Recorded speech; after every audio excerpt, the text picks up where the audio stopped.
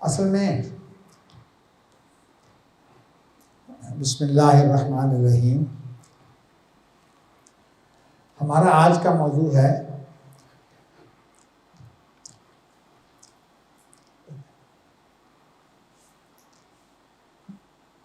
اہل الحدیث اور اہل الرائے۔ یہ مکتب فکر جو ہے وہ کیا ہے اور ان کا جو بامی فرق ہے وہ کیا ہے۔ عام طور پر جن کی گہرائی نہیں ہوتی وہ بڑی جلدی یا تو یوں شروع کر دیتے ہیں کہ علاقائی تفریق شروع کر دیتے ہیں، کہتے ہیں کہ جو اہل حدیث کا مکتب فکر تھا ان کا عروج حجاز میں تھا، اور جو اہل رائے کا مکتب فکر ہے ان کا عروج جو ہے وہ کوفہ بغداد وغیرہ میں تھا۔ یہ علاقائی تقسیم کر دیتے ہیں، اور ہمارے ہاں عام اہل علم کو یا ایک ان کا مغالطہ اور ہے کہ یہ اصل میں طبیعتوں کا فرق ہے۔ نہیں، بات یہ ہے کہ طبیعتوں کا فرق تو خود اہل حدیث میں بھی موجود ہے اور خود اہل رائے میں بھی موجود ہے۔ اب آپ کا کیا خیال ہے کہ اہل حدیث میں امام مالک کی طبیعت اور امام شافعی کی طبیعت اور امام احمد بن حنبل کی طبیعت اور یہ امام بخاری وغیرہ جو سارے اہل حدیث مکتب فکر سے متعلق ہیں، ان کی طبیعتیں آپس کوئی ایک تو نہیں ہے؟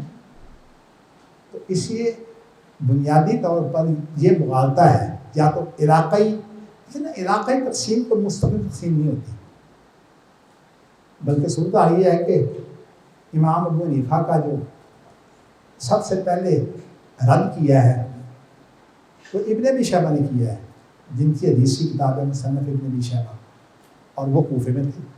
امام ابو حنیفہ بھی کوفے میں تھے، انہوں نے رد لکھا ہے۔ یہ جو مصنف ابن ابی شیبہ اس کی پوری جلد جو ہے وہ امام ابو حنیفہ کے رد ہے۔ تو کہنے کا مقصد یہ ہے کہ یہ علاقائی مسئلہ نہیں ہے۔ اسی طرح بغداد میں امام احمد بن حنبل بھی تھے، وہ اہل رائے میں سے نہیں ہیں، بلکہ امام شافعی بھی ہے کہ ایک وقت تک بغداد میں رہے ہیں، پھر بعد میں مصر گئے ہیں۔ تو اسی کے علاقائی فرق نہیں ہے، یہ دراصل ان کے جوہری فرق ہیں۔ وہی جوہری فرق سے ہمیں میں واضح کرنے کے لیے اب آپ کو جو ہے یہ لیکچر دے رہا ہوں۔ اور یہ اصل میں جوہری فرق اس دور کے ہیں جب کہ یہ علماء کا مسئلہ تھا۔ اس وقت اہل حدیث کا مسئلہ علماء کا نہیں ہے۔ میں نے آپ کو بتایا تھا کہ سید نذیر حسین دہلوی کے جو شاگرد ہیں نا، مولانا محمد حسن بٹالوی اور مولانا ثناء اللہ امرتسری، عوام کا مسئلہ یہ بنا ہے ان کے دور میں۔ اس سے پہلے یہ مسئلہ علماء کا ہی تھا، اگرچہ شاہ ولی اللہ کا جو اپنا طریقہ کار ہے اس کو جو ہے وہ اہل حدیث اور اہل رائے میں فرق نہیں زیادہ کیا جا سکتا، لیکن ایک بات ضرور ہے کہ خود شاہ ولی اللہ نے حجت اللہ البالغہ کے اندر جو تبصرہ کیا ہے نا، وہ کیا ہے کہ یہ اہل رائے کو انہوں نے اہل تخریج قرار دیا ہے، اور یہ نقطہ ایک اہم ہے۔ اور یہ میرے خیال میں ہماری گفتگو جو اس پر میں نے آپ کو وہ کاپی دی ہوئی ہے یا آپ کے موبائل میں ہے، پہلا نقطہ یہی ہے کہ اہل تخریج کون ہوتے ہیں۔ تو اب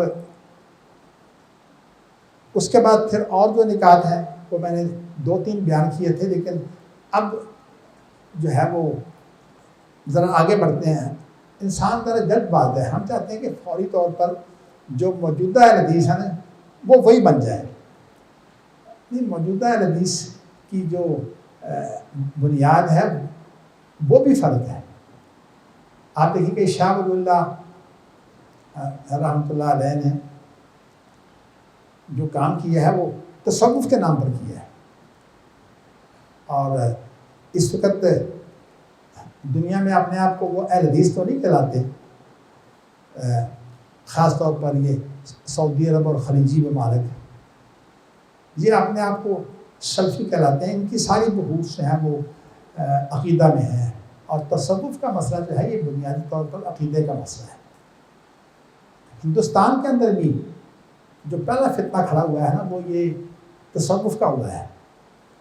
اصل میں ہوا یہ تھا کہ آپ نے شاید تاریخ پاک و ہند پڑھی ہے کہ نہیں، تاریخ بات یہ ہے کہ یہ جو مغلیہ خاندان ہے نا یہ ہیں تو اس کے جو چنگیز خان کی اولاد میں سے، ہلاکو خان مسلمان ہو گیا تھا نا یہ بعد میں، لیکن ان میں جو بابر تھا وہ تو بڑا جنگجو تھا، اس لیے اس نے تو حکومت بڑی مضبوط رکھی۔ بعد میں اس کا جو بیٹا تھا نا وہ ہمایوں، وہ کوئی مضبوط آدمی نہیں تھا، تو یہاں سے ایک اٹھا شیر شاہ سوری، تو اس نے پھر ہمایوں کی حکومت چھین لی، تو ہمایوں پھر یہاں سے بھاگ کر ایران چلا گیا۔ جب ایران چلا گیا تو وہاں شیعیت کا بہت اثر تھا، تو وہ وہاں جا کر تقریباً شیعہ ہو گیا ہمایوں۔ جب علم نہ ہو تو پھر انسان بڑی جلدی متاثر ہوتا ہے۔ اچھا، لیکن ہوا یہ کہ شیر شاہ سوری کا دور ختم ہو گیا۔ یہ جو جی ٹی روڈ ہے نا یہ شیر شاہ سوری نے بنائی ہوئی ہے، تو کہنے کا مقصد یہ ہے کہ اس کا دور جب ختم ہو گیا دوبارہ ہمایوں یہاں آ گیا، تو اب ہمایوں کو تو زیادہ وقت نہیں ملا، تو وہ فوت ہو گیا، تو اس کا بیٹا جو تھا نا اکبر، بعد میں اس کو جلال الدین اکبر، بلکہ مغل اعظم بھی اس کا لقب ہے، یہ تھا تو ان پڑھ لیکن بڑا تیز تھا۔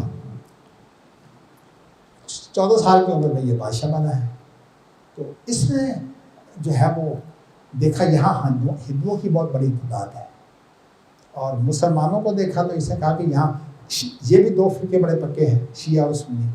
اس وقت یہ دیوبندی اہل حدیث کا کوئی مسئلہ نہیں تھا، تو اس نے پھر کہا کہ میں بادشاہ ہوں اس لیے میرا حکم چلنا چاہیے۔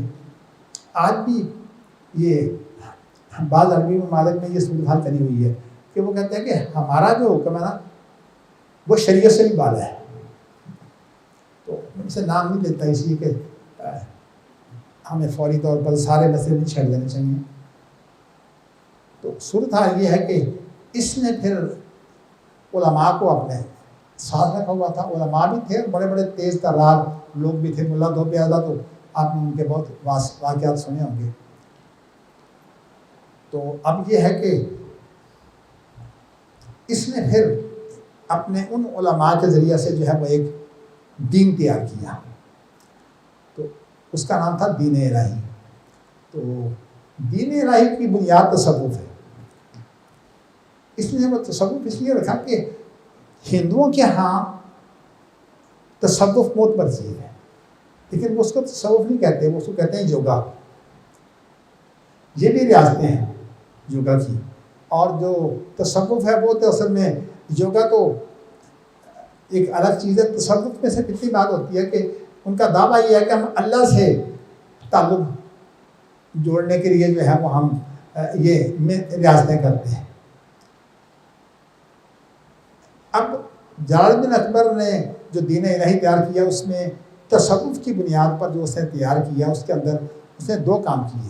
ایک تو ہندوؤں کو خوش کر دیا، اور ہندوؤں کو خوش کرنے کے لیے اس کی بیگمات میں ہندو بھی ہیں، اس نے ہندو عورتوں سے شادی کی، اس طرح بھی خوش کیا۔ اور پھر اس کے بعد یہ ہے کہ یہ کہا کہ یہ تمہاری ہی تو چیز ہے جس کو تم یوگا کہتے ہو، تو اس لیے دین الہی ہندوؤں نے بھی مان لیا۔ اور یہ ہے کہ مسلمانوں کے اندر سنی بھی چونکہ صوفی تھے تو اس لیے انہوں نے بھی مان لیا، اور جو اس وقت شیعہ جو تھے وہ تو تصوف اصل میں تو شیعہ میں سے شروع ہوا ہے بنیادی طور پر، بلکہ میں آپ کو بتاؤں کہ تصوف بھی وہیں سے شروع ہوا ہے، کیونکہ تصوف ایک ہوتی ہے روحانی تجزیے، ان کو عقل سے نہیں سمجھا جا سکتا۔ مثلا شیعہ میں آپ کو بتاؤں کہ شیعہ میں یہ جو تصور ہے کہ امام جو ہوتا ہے وہ معصوم ہوتا ہے، حالانکہ وہ نبی تو نہیں ہوتا، لیکن انہوں نے اس مسئلے کو جو ہے وہ بڑھاتے ہوئے یہاں تک پہنچا دیا ہے کہ وہ کہتے ہیں کہ نبیوں میں کچھ امام ہیں اور کچھ غیر امام ہیں، یعنی امام کو جو ہے اسی لیے خمینی کا ایک جو ہے وہ قول ہے، وہ کہتا ہے کہ کسی بات کے اوپر تبصرہ کرتے ہوئے کہ اس بات کو تو نہ کوئی نبی پہنچا ہے اور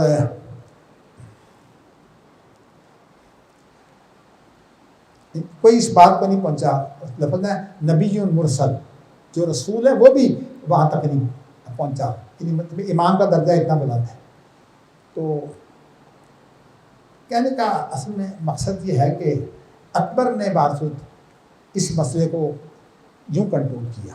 اب چونکہ طاقت تو تھی، حکومت تو اس کی تھی، اور خود ہمایوں تو خیر کمزور تھا، اکبر تو ظاہر ہے کہ اپنے جوبن میں تھا. تو یہ دین الہی جو تیار کیا ہے نا، تو یہ دین الہی جو ہے پھر یہ اس کے اندر یہ بھی تھا کہ بادشاہ جو ہے وہ ذل الہی ہے، یعنی وہ اللہ کا سایہ ہے. تو اس لیے ذل الہی کا معنی یہ ہے کہ آپ بادشاہ کو سجدہ کریں تو اللہ کو سجدہ ہو جائے. اس کے اندر یہ سجدہ تعظیمی جو ہے وہ بنا دیا گیا، اور لوگ بادشاہ کو سجدہ کرتے تھے.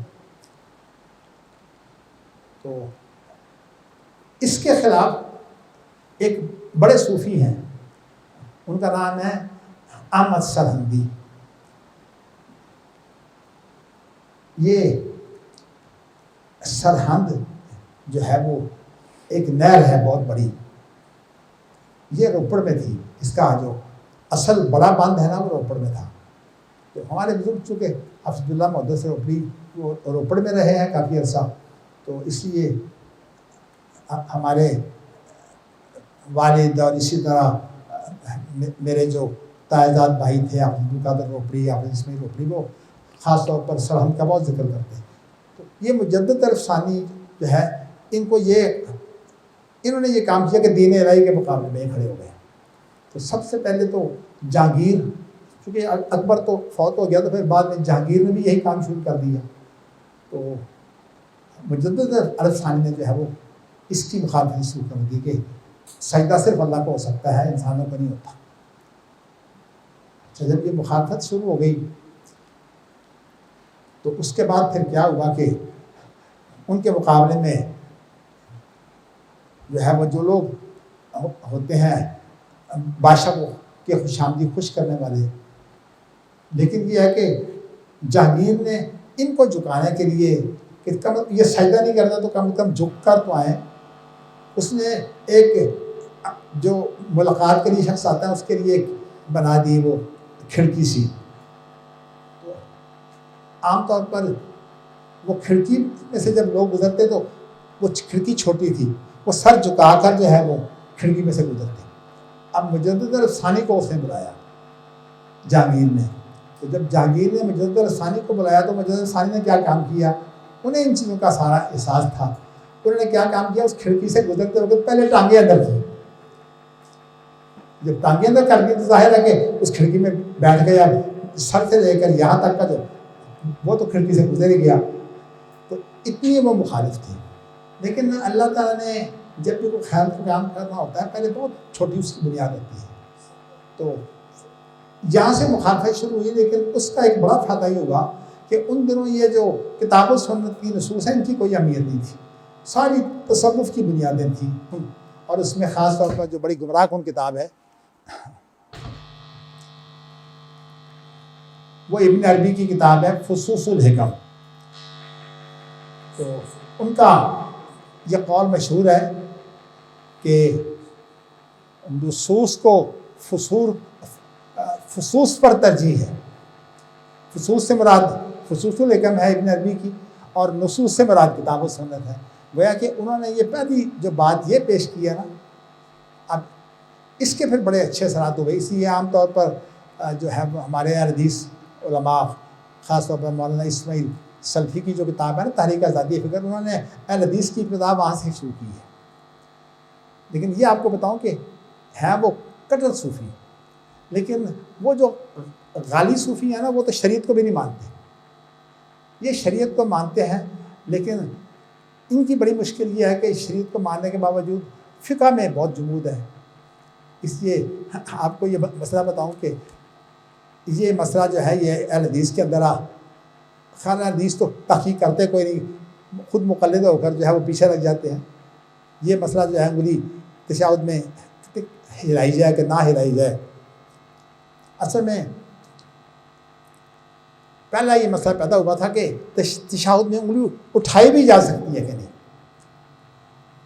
تو قدوری میں جو ہے وہ یہ لکھا ہوا ہے کہ انگلی نہیں اٹھائی جا سکتی. تو اب ظاہر ہے کہ وہ تو فقہ حنفی کی کتاب ہے. تو مجدد ثانی نے جو ہے وہ حدیث جب انہیں مل گئی انگلی اٹھانے کی، ان کی جو بات جو ہے اس کا مفہوم یہی ہے، وہ کہنے لگے کہ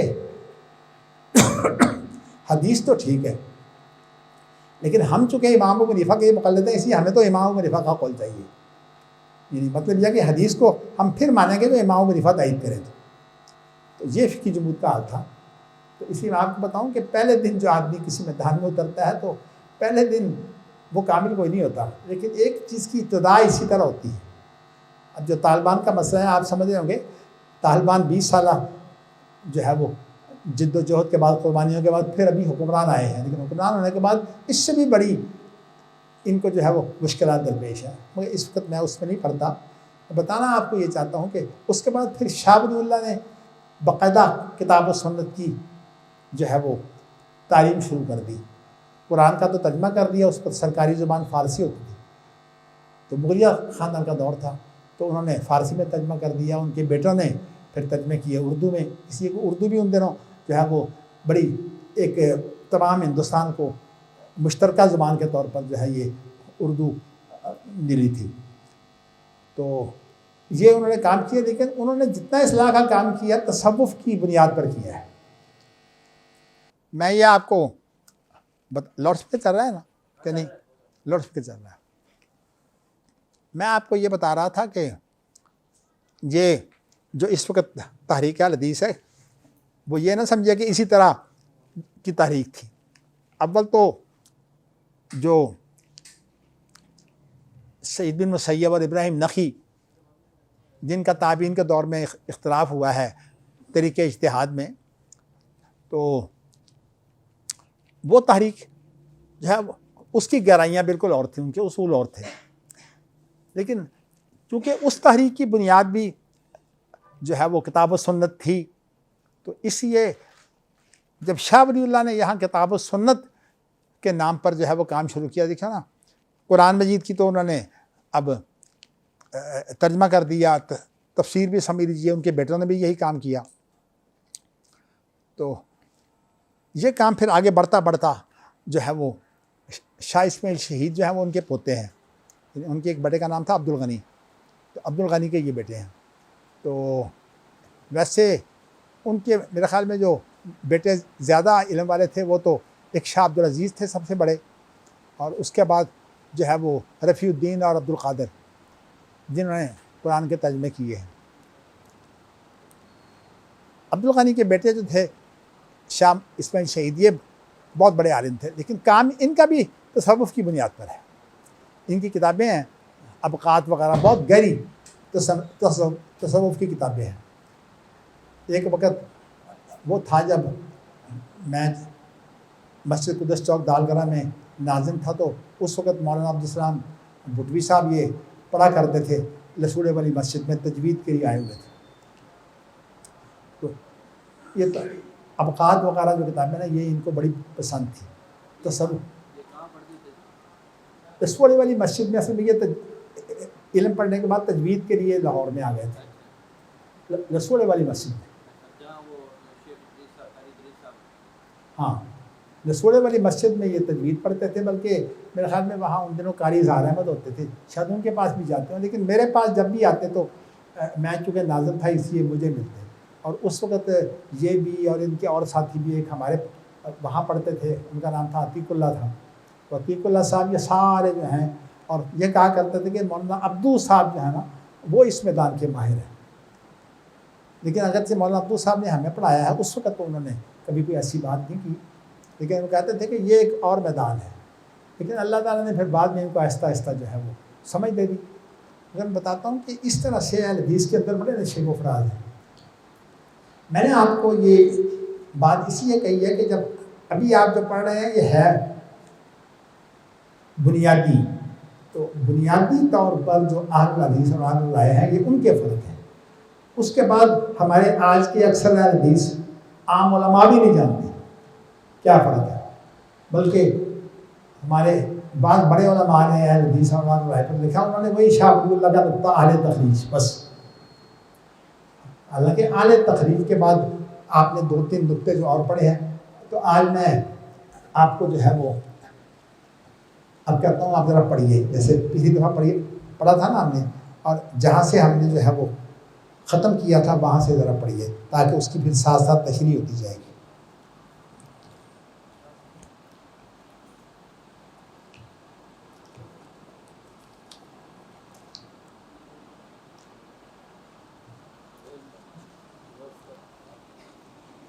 میرا خیال یہ ہے کہ آپ نے جو ہے وہ فقہی مغالطے تک جو ہے نا جو نوٹ ہے یہ 5 آپ نے شاید جو ہے وہ پڑھ لیے تھے، تو فقہی مغالطے بھی چھوڑ دیں اور شروع کریں 6 نمبر سے۔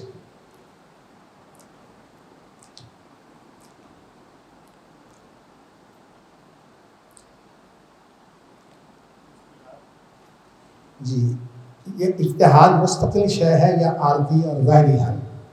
جی آرام سے پڑھیے گا ساروں کو سنائی دے۔ جی اجتہاد مستقل شے ہے یا عارضی اور ظاہری حل؟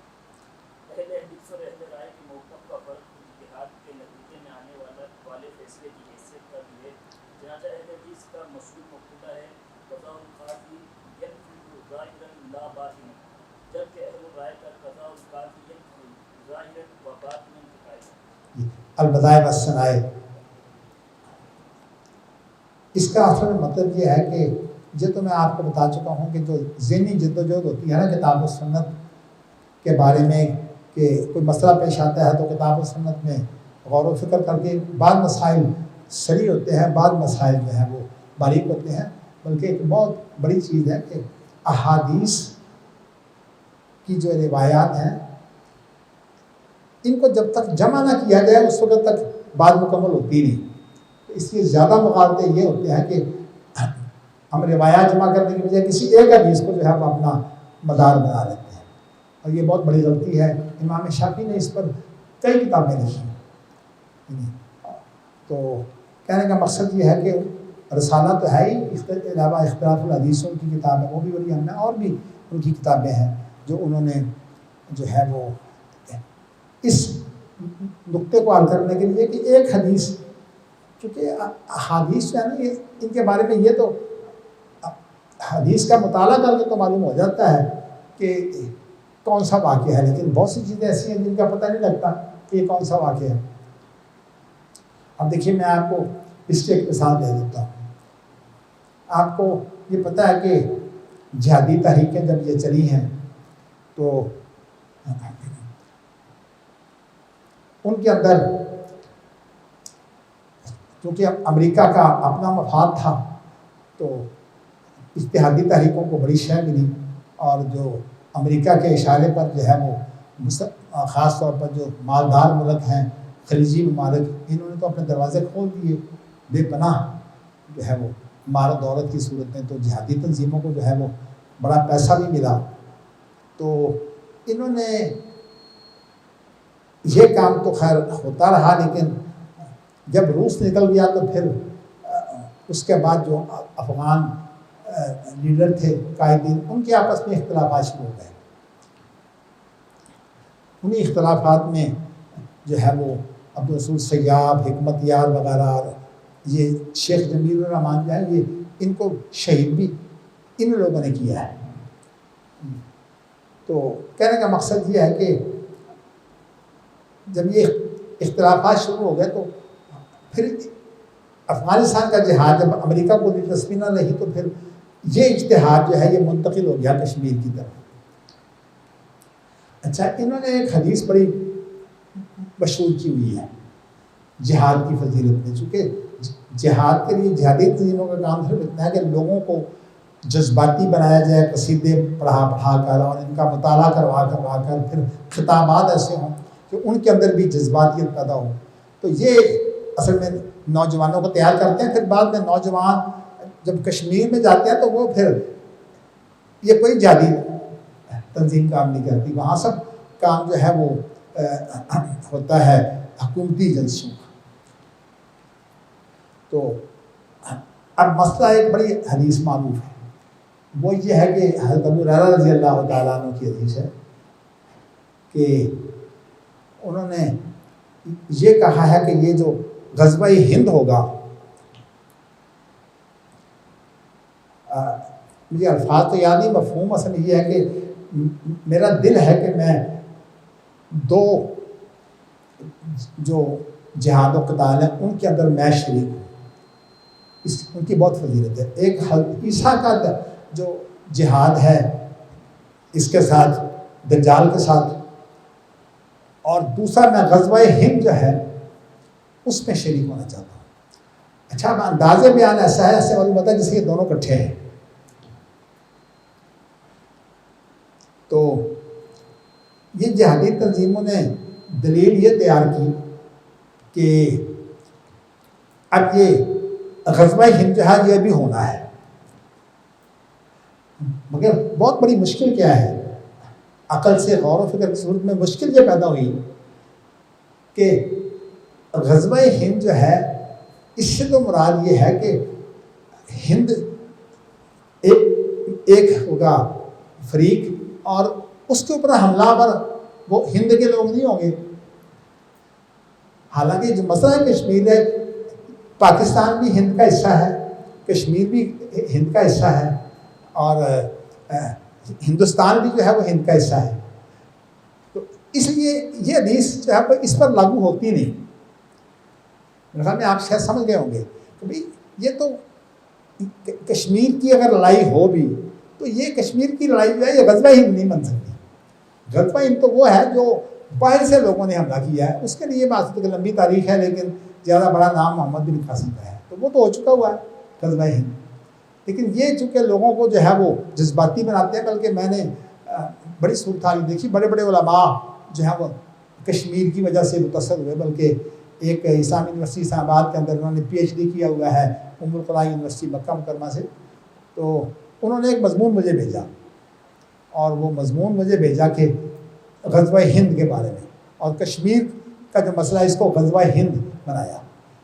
تو اس مضمون کے اوپر میں نے جگہ جگہ حواشی چڑھا دی ہے، اور میں نے یہ بھی آشا چڑھا دیا کہ اس پر تو کشمیر تو ہند کا حصہ تھا، پاکستان بھی ہند کا حصہ تھا، اور بھارت بھی ہند کا حصہ تھا، بلکہ ہند کے اندر تو آسام بھی شامل تھا۔ تو کہنے کا مقصد یہ ہے کہ یہ غزوہ ہند یہ ہے ہی نہیں۔ غزوہ ہند کے معنی تو یہ ہے کہ کوئی ہند سے باہر کی قوت جو ہے وہ حملہ آور ہو، اور وہ محمد بن قاسم کی جو ہے وہ جنگ تھی، اللہ نے مسلمانوں کو کامیابی دے دی، تو اس لیے وہ اب نہیں ہے غزوہ ہند۔ لیکن چونکہ حدیث میں ذکر اکٹھا ہے عیسیٰ علیہ السلام کے ساتھ، وہ کہتے ہیں نہیں، یہ اصل میں اس غزوہ ہند کے ساتھ ہی حضرت عیسیٰ علیہ السلام بھی نکل آئے گی، یہ تعبیر بنتی نہیں ہے اصل میں۔ تو میں نے آپ کو یہ بتایا ہے کہ اس طرح کی چیزیں، لیکن ہمارے علماء غور نہیں کرتے۔ عام طور پر شیوخ الحدیث جو ہیں وہ اسی مان میں رہتے ہیں کہ ہم شیوخ الحدیث ہیں، وہ بھی اس مسئلے میں غور نہیں کرتے، تو اس لیے طلباء کا ذہن بھی شیوخ الحدیث ہی بناتے ہیں۔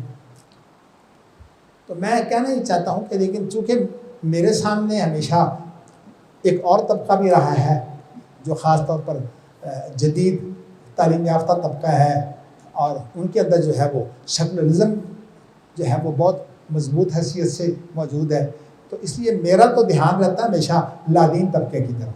اور یہ جو اسی طرح کے جو فتنے ہیں، غامدی کا فتنہ ہو گیا، سر سید کا، پرویز کا، اس پر الحمدللہ محدث نے بڑا کام کیا ہے 4 سال میں۔ تو میں اب آپ کو جو یہ میں نے باتیں اس لیے بتا دی ہیں کہ ابھی آپ جو گفتگو سن رہے ہیں نا اہل حدیث کے بارے میں اور اہل الرائے کے بارے میں، یہ جدید اہل حدیث جو ہے وہ کیا ہے اور ان کا اس سے کیا تعلق ہے، یہ میں اس وقت بتاؤں گا جب میں نے جدید آپ کو اس لیے بتا دیا تاکہ کچھ بتایا، موٹی موٹی باتیں، باریک باتیں پھر آپ کو بتاؤں گا۔ اب آپ نے یہ جو ایک بڑا مسئلہ یہ نقطہ ہے کہ اہل الرائے کے نزدیک اجتہاد کا جو نتیجہ ہے، فرق لوگ نہیں کرتے، اجتہاد نتیجے کو بھی اجتہاد ہی کہہ دیتے ہیں، حالانکہ اجتہاد تو وہ کوشش ہے جو کی جاتی ہے، یہ وہ منہاج ہے، لیکن اس کا نتیجہ جو ہے وہ فقہ کہلاتی ہے۔ تو انہوں نے یہ کہہ دیا کہ فقہ کی جو حیثیت ہے وہ یہ مستقل ہے، فقہ کا اپنا ایک مقام ہے، بلکہ یہ ہماری یونیورسٹیوں میں عام ایک لفظ پھیلا ہوا ہے کہ کتاب اللہ کی تفسیر جو ہے وہ سنت ہے، اور سنت کی تفسیر جو ہے یہ فقہ ہے۔ حالانکہ بات جو ہے وہ صحیح نہیں ہے، اصل میں بات یہ ہے کہ کتاب اللہ کی تفسیر سنت ہے، لیکن سنت تو خود وہی ہے اور فقہ وہی نہیں ہے. کوئی بھی دعویٰ نہیں کرتا کہ فقہ وہی ہے، کیونکہ فقہ تو اجتہاد، اور اجتہاد جو ہے وہ وہی کے اندر غور و فکر ہوتا ہے، خود وہی نہیں ہوتا. لیکن یہ جو اس وقت کا فرق تھا نا کہ جو اجتہاد کا نتیجہ اس کی حیثیت جو ہے وہ مستقل ہے، یہ اس وقت جو اہل حدیث اور اہل رائے کا اختلاف تھا اس میں یہ نقطہ بھی تھا. اور اس کے اندر خاص طور پر ایک موقع ایسا ہے جو بڑا اختلافی بنا، اور امام بخاری نے اس نقطے کو لے کر جو ہے وہ بہت رد کیا ہے کتاب الحیل کے اندر. وہ نقطہ اصل میں یہ ہے کہ قاضی کو جو مقدمہ پیش آتا ہے، قاضی اس مقدمے میں فیصلہ کرتا ہے نا، قاضی جب اس مقدمے میں فیصلہ کرتا ہے تو جو غور و فکر ہوتا ہے قاضی کا، ساری گواہیاں ادھر کی بھی ادھر کی بھی لے کر جو قاضی، وہ سارے کا سارا اجتہاد ہوتا ہے. تو قاضی کا فیصلہ جو ہے وہ اس لیے لاگو ہوتا ہے تاکہ جھگڑا ختم ہو جائے، لیکن فیصلہ اگر غلط بھی ہو تو لاگو ہوتا ہے. تو اس کے لیے پھر ایک جو ہے وہ اختلافی نقطہ یہ تھا کہ جو قاضی کا جو فیصلہ ہے یہ صرف ظاہری طور پر نزاع کو ختم کرتا ہے یا خود حقیقت بھی بن جاتا ہے. اہل الرائے کہتے تھے کہ نہیں، یہ خود حقیقت بن جاتا ہے، جبکہ جو اہل الحدیث ہیں وہ کہتے تھے نہیں، یہ صرف ظاہری نزاع کو ختم کرتا ہے. اس لیے کہ اگر آپ قاضی کا فیصلہ نہیں مانتے تو پھر اپنے فیصلے کیا قتل و غارت سے کریں گے، آپ طاقت سے کریں گے. تو اس کے لیے بڑا مشہور مقولہ بن گیا قضاء القاضی ينفذ ظاہرا لا باطنا. یہ تو اہل حدیث کا مقولہ ہے، اور جو اہل رائے کا مقولہ ہے وہ یہ ہے قضاء القاضی ينفذ ظاہرا و باطنا. اور اس کی مثالیں جو کتاب الحیل کے اندر امام بخاری نے دی ہیں نا، وہ یہ دی ہیں کہ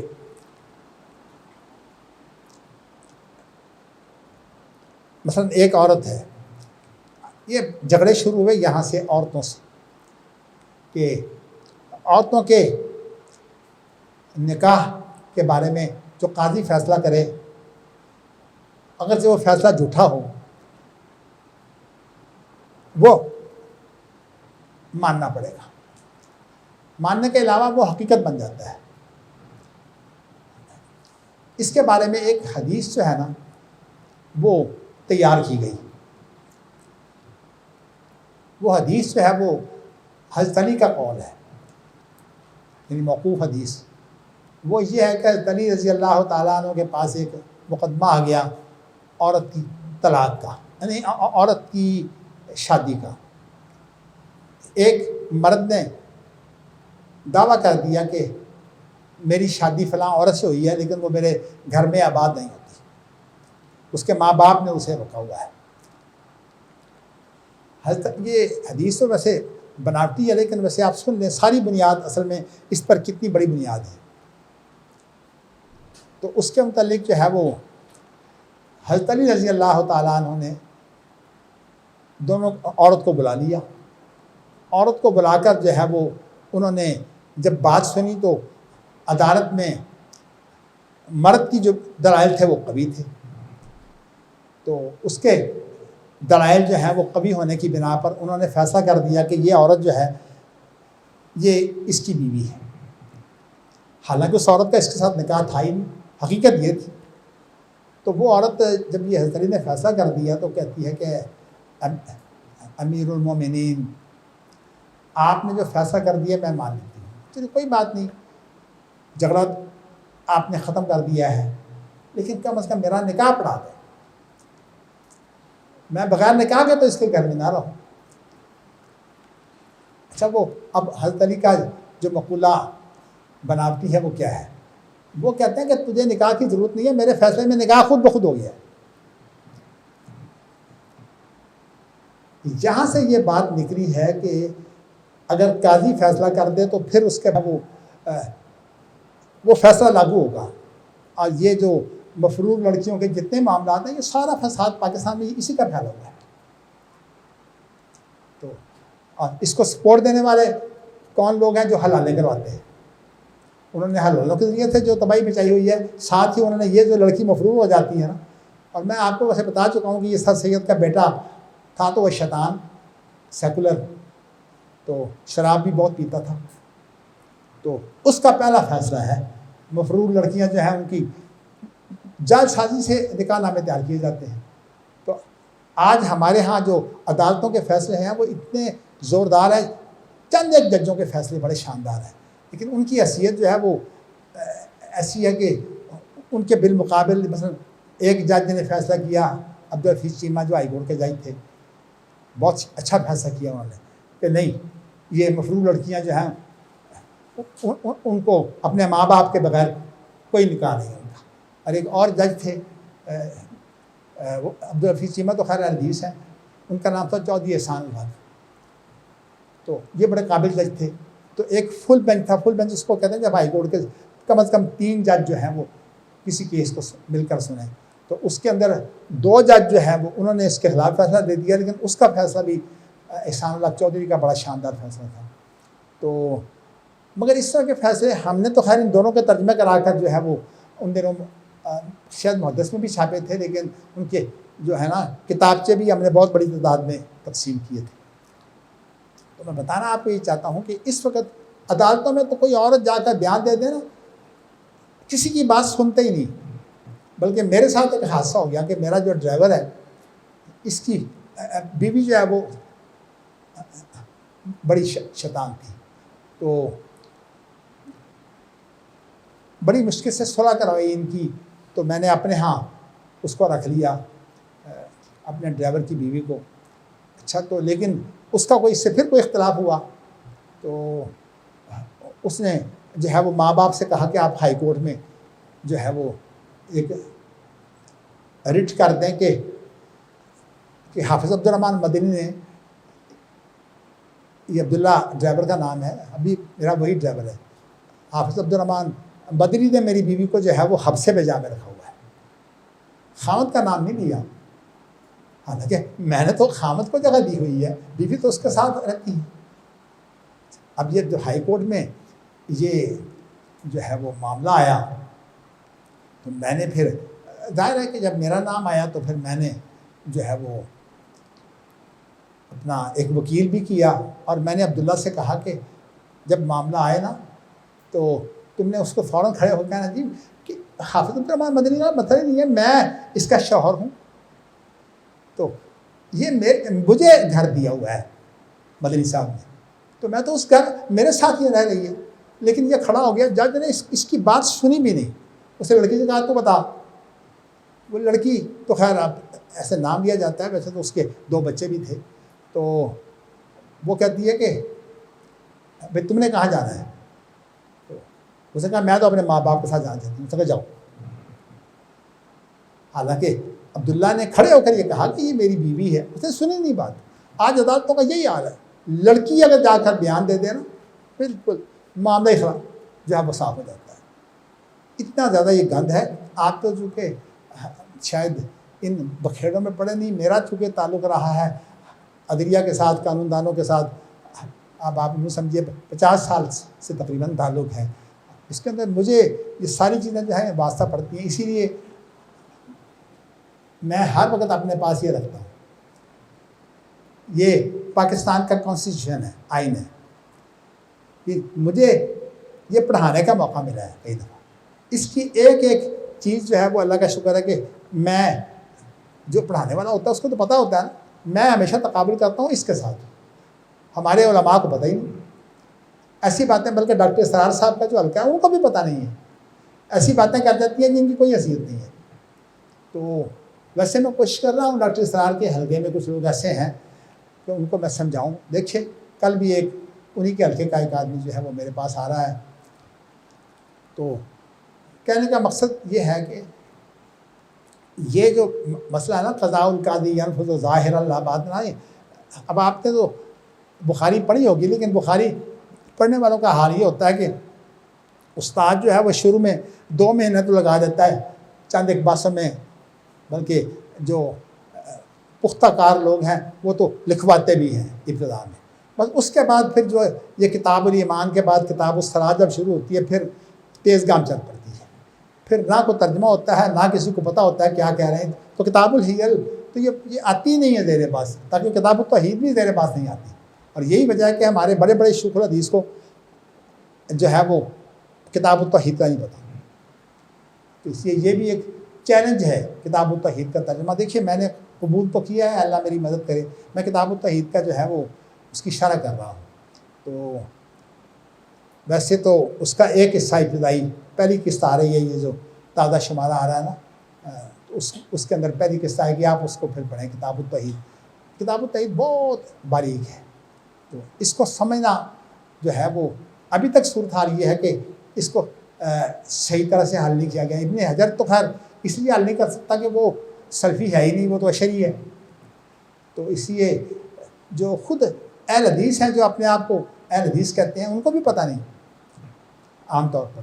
تو یہ انشاءاللہ تعالی ہمارا کام اصل میں کسی کی تنقید کرنا نہیں ہے, میں اسی لیے نام نہیں لیتا. لیکن عام ایک فتنہ موجود ہے کہ لوگوں کو توحید کا علم نہیں ہے. صحیح, ویسے تو خیر دیکھیے کہ میں کوئی اتھارٹی تو نہیں ہوں, لیکن میرا کام جب سامنے آئے گا تو ویسے بات لمبی نہ ہو جائے. اصل میں اس کے پیچھے ایک لمبا واقعہ ہے. واقعہ اصل میں یہ ہے کہ ہمارے اہل حدیث علماء میں سے ایک تھے جو رحمانیہ کراچی کے اندر جو ہے وہ شیخ الحدیث ہے, ان کا نام تھا ابوالاشبال صغیر احمد بہاری. یہ بہار کے تھے, تو یہ سعودی عرب چلے گئے, مکہ مکرمہ میں پھر یہ رہے, ان کو وہاں کی نیشنلٹی بھی مل گئی. تو یہ بڑا شوق رکھتے تھے کہ اہل حدیث علماء سے کام کیا جائے. انہوں نے صحیح بخاری کی جو شرح کہیے, یہ تعلیقات کہیے, مولانا عزیز زبیدی سے انہوں نے کروائی تھی, مطلب خرچ بھی وہ دیتے تھے. تو انہوں نے مجھے کہا کہ کتاب التوحید کی شرح کروا دو. تو حالانکہ 2 شرح موجود ہیں, اور ایک بہت بڑے اہل حدیث عالم ہے ان کی ہے, اور ایک جو ہے وہ سعودی عرب کی مدینہ یونیورسٹی کے بہت بڑے پروفیسر ہیں. ایک تو میرے استاد بھی ہیں مولانا عبداللہ ہاشمی جو ہے, انہوں نے شرح کی ہے, لیکن وہ چونکہ پہلی ہے اس لیے ذرا وہ مختصر ہے. اس کے بعد پھر یہ غنیمان ہیں, ڈاکٹر غنیمان مدینہ یونیورسٹی کے, اب تو میرے خیال میں ریٹائر ہو گئے ہوئے ہیں. تو غنیمان کی شرح ہے کتاب التوحید کی 2 جلدوں میں. اچھا, اس کے اندر بھی بہت سی کمیاں موجود ہیں. تو ان کا دین یہ تھا کہ یہ کام ہو جائے. میں نے کہا جی یہ آج سے کوئی 20 سال پہلے کی بات ہے. میں نے کہا جی بات یہ ہے کہ میں تو سفروں میں رہتا ہوں, مجھ سے یہ کام تو نہیں ہوگا, لیکن میں ایسا کر سکتا ہوں کہ میں ایک ایسے آدمی کو اپنے پاس بلا لیتا ہوں جو اس کی شرح کرے گا, تو میں ان کے ساتھ بیٹھ کر تبادلہ خیال کر لیا کروں گا. تو اس لیے کہ کام وہ کریں گے. تو وہ ہمارے ایک استاد تھے, بزرگ تھے, اور آپ نے ان کا نام سنا ہوا ہے, مولانا محمد عبدہ الفلاح جو ہے بہت مشہور عالم ہیں. جیسے ابھی میں نے ذکر کیا تھا نا کہ عبدالسلام بھٹوی صاحب اور یہ سارے لوگ ان کے شاگرد ہیں, ہم بھی ان کے شاگرد ہیں, میں اور ثناء اللہ مدنی وغیرہ.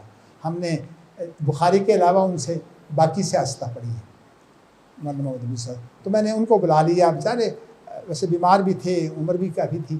میں نے ان کی بڑی خدمت جو ہے وہ کی, اپنے ان کو اپنے پاس رکھا. لیکن وہ بیچارے انہوں نے شرح شروع تو کی, لیکن ان کی بیماری جو ہے وہ بڑھ گئی. تو پھر 1 سال تقریباً پورا ہوا تھا, تو کہنے لگے کہ میں تو گھر جانا چاہتا ہوں, میری صحت یہاں سنبھل نہیں رہی. تو پھر وہ گھر چلے گئے. میں نے ساری کتابیں ان کو دے دی, میں نے کہا آپ گھر میں جا کر کام کریں. تو وہ بھی مولانا ابوالاشبال صغیر احمد بہاری, یعنی ان کا جو خرچہ تھا وہ وہی دیتے تھے, ابوالاشبال صغیر احمد بہاری. تو میں نے آپ کو بتایا کہ یہ معاملہ میرے اوپر سوار ہے 20 سال سے. اب میں نے چونکہ باہر کے سفر کم کر دیے ہیں, اگرچہ اب میری صحت تو وہ نہیں ہے جو اس وقت تھی, لیکن اللہ کا بس اگر توفیق اللہ کی مل جائے تو میں نے اس کی شرح شروع کی ہوئی ہے. تو ویسے میں نے جو بخاری کے دروس دیے ہیں نا وہ کتاب الاقراء سے دیے ہیں, اور اس کے بعد کتاب الاقراء کا اگلا باب ہے کتاب الحیل. میں نے سارے اس طرح نہیں پڑھائے جیسے عام لوگ پڑھاتے ہیں. میں نے ان کو بہت اچھی طرح حل کر کے جو ہے وہ ان کو پڑھایا ہے. باقی کوئی آدمی بھی کامل نہیں ہوتا, نہ کوئی غلطی سے پاک ہے, لیکن ایک کوشش تو ہے, ہونی چاہیے. تو میں اس کے لیے بات کی کوشاں ہوں.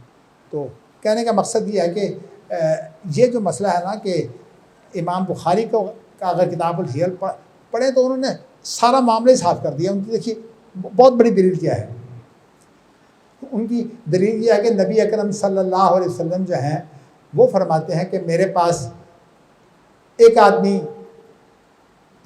یا 2 آدمیوں کا میرے پاس جھگڑا آتا ہے, اور اس جھگڑے کو جو ہے وہ میں جب سنتا ہوں تو مجھے ایک آدمی کے دلائل جو ہیں وہ بڑے زوردار معلوم ہوتے ہیں. الحنو بھی حجتی ہی کے الفاظ ہیں. تو وہ تیز ترار یعنی زبان کی جو ہے نا تیزی، اس کو لہن کہتے ہیں، ماشاءاللہ یہ قاری صاحب جانتے ہیں. تو میں اس سے متاثر ہوتا ہوں اس کے دلائل سے، اور میں اس کے حق میں فیصلہ کر دیتا ہوں. اچھا، جھگڑا تھا زمین کا، تو آپ نے فرمایا کہ میرا فیصلہ کے بعد وہ یہ نہ سمجھے اس کا حق بن گیا ہے. یہ زمین جتنی میرے فیصلے کی بنیاد پر وہ اپنے قبضے میں رکھے گا، اس سے فائدہ اٹھائے گا، یہ 7 زمینیں قیامت کے دن اس کے گردن میں توق بنا کر ڈالی جائیں گی. عام قاضی کی تو بات ہی نہیں ہے. نبی اکرم صلی اللہ علیہ وسلم کا فیصلہ جو ہے یہ بھی حقیقت نہیں بنتا. لیکن طریقہ کار، عدلیہ کا طریقہ کار حجت ہے، وہ اس کے لیے تو آپ آئے ہیں. لیکن حقیقت جو ہے وہ آپ کے فیصلوں سے نہیں بدلتی. وہ پھر لمبی بات ہو جائے گی، اس لیے کہ اس پر ہم نے بہت لمبا کام کیا ہوا ہے. ایک ہم نے موسوعہ قضائیہ بھی تیار کیا ہوا ہے. میدان تو خیر میں نے بڑے جو ہیں وہ شروع کیے ہوئے ہیں، باقی آگے پڑھیے. اصول کی کتابوں میں فقہائے اسلام کے 2 منہج معروف ہیں، یہ پڑھیے.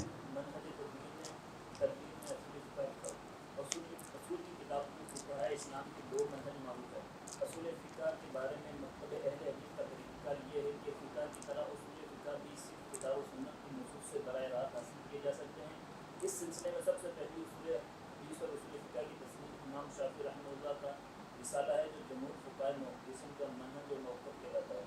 جبکہ دوسرا منہج حنفی اصول فقہ کے لیے اختیار کیا گیا ہے. حنفی اصولیوں کا ترجمہ 4 صدی ہجری کے آخر میں حنفی اصول فقہ کی پہلی تصنیف سے امام جساس کے حوالے سے سامنے آیا، جس سے قبل فقہ حنفی کی تدوین کا دعویٰ کیا جاتا ہے. یہ تمہید ہے ویسے، لیکن یہاں ایک بات جو ہے وہ تصحیح کی ضرورت ہے. دیکھیے کوئی آدمی جو ہے وہ کامل نہیں ہوتا. ویسے پہلی کتاب جو ہے نا وہ یہ فصول فی الاصول جو جساس جن کی احکام القرآن بھی ہے تفسیر، ان سے پہلے ایک اور امام ہے، ان کا نام ہے امام کرخی. ان کی وفات ہوئی ہے 340 میں. اصول کرخی کے نام سے ان کی کتاب اس سے پہلے موجود ہے. تو اس لیے میں یہ تو اشارات لکھے تھے، اس لیے اس کی تصحیح آپ کر لیں کہ پہلی کتاب جو ہے وہ اصول کرخی ہے، اور دوسری کتاب جو ہے وہ جساس کی ہے. تو ہاں، لیکن اس کا ایک طریقہ کار جو ہے یہ میں بعد میں بات کروں گا. یہاں تو میں نے صرف اتنا آپ کو بتا دیا کہ کرخی کی کتاب جو ہے وہ اصول کرخی کی کتاب کا ایک میں آپ کو جملہ سنانا پسند کرتا ہوں. وہ کہتے ہیں کہ ہمارے امام کے قول کے خلاف جو قرآن یا حدیث کی دلیل لائیں گے نا، وہ سب اس کی تعویل لازمی ہے. یہ دیکھیے، یہ اصول فقہ ہے یا امام کی تقلید ہے؟ یعنی کوئی قرآن کی آیت ہو یا حدیث ہو، اس کی تعویل لازمی ہے کہ امام کے قول کے مطابق. یہ تو اسی لیے میں اس کو کہا کرتا ہوں یہ اصول، آگے بات آ رہی ہے ویسے، یہ اصول فقہ نہیں ہے، یہ اصول تقلید ہے.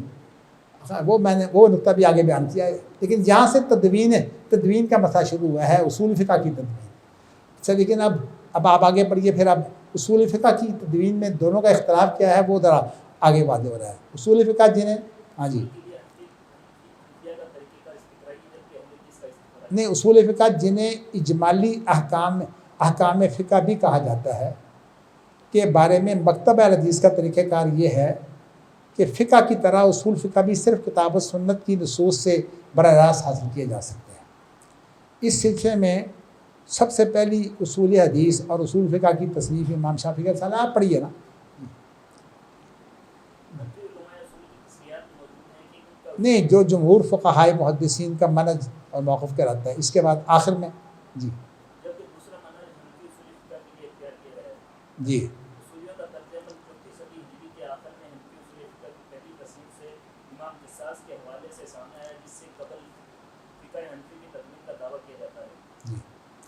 چلیے، اب یہ مسئلہ آیا ہے کہ ان دونوں کا میں آپ کو بتا دیتا ہوں.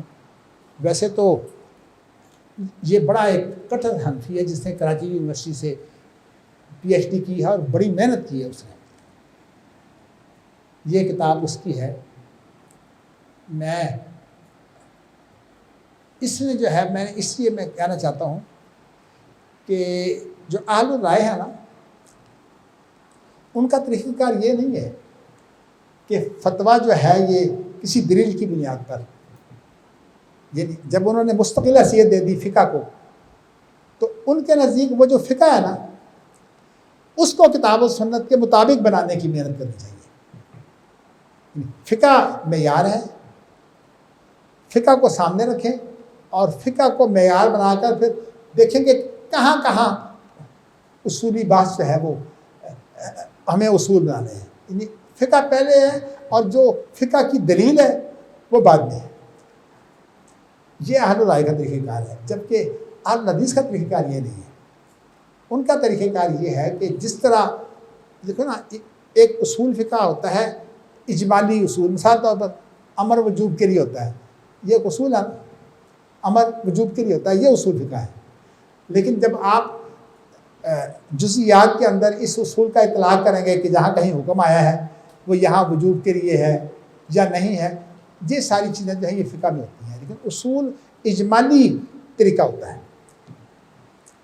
تو یہ جو اصول فقہ جو تیار ہوا ہے سب سے پہلے یہ حدیثوں نے تیار کیا ہے. امام شافعی کی کتاب جو ہے موجود ہے.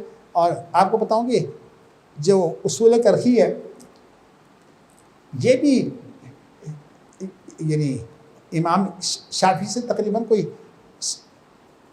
150 سال بعد، رسالے کے 150 سال بعد یہ اس کی کتاب آئی ہے. کیونکہ امام شافعی کی وفات ہے 203 اور اس کی وفات ہے 340.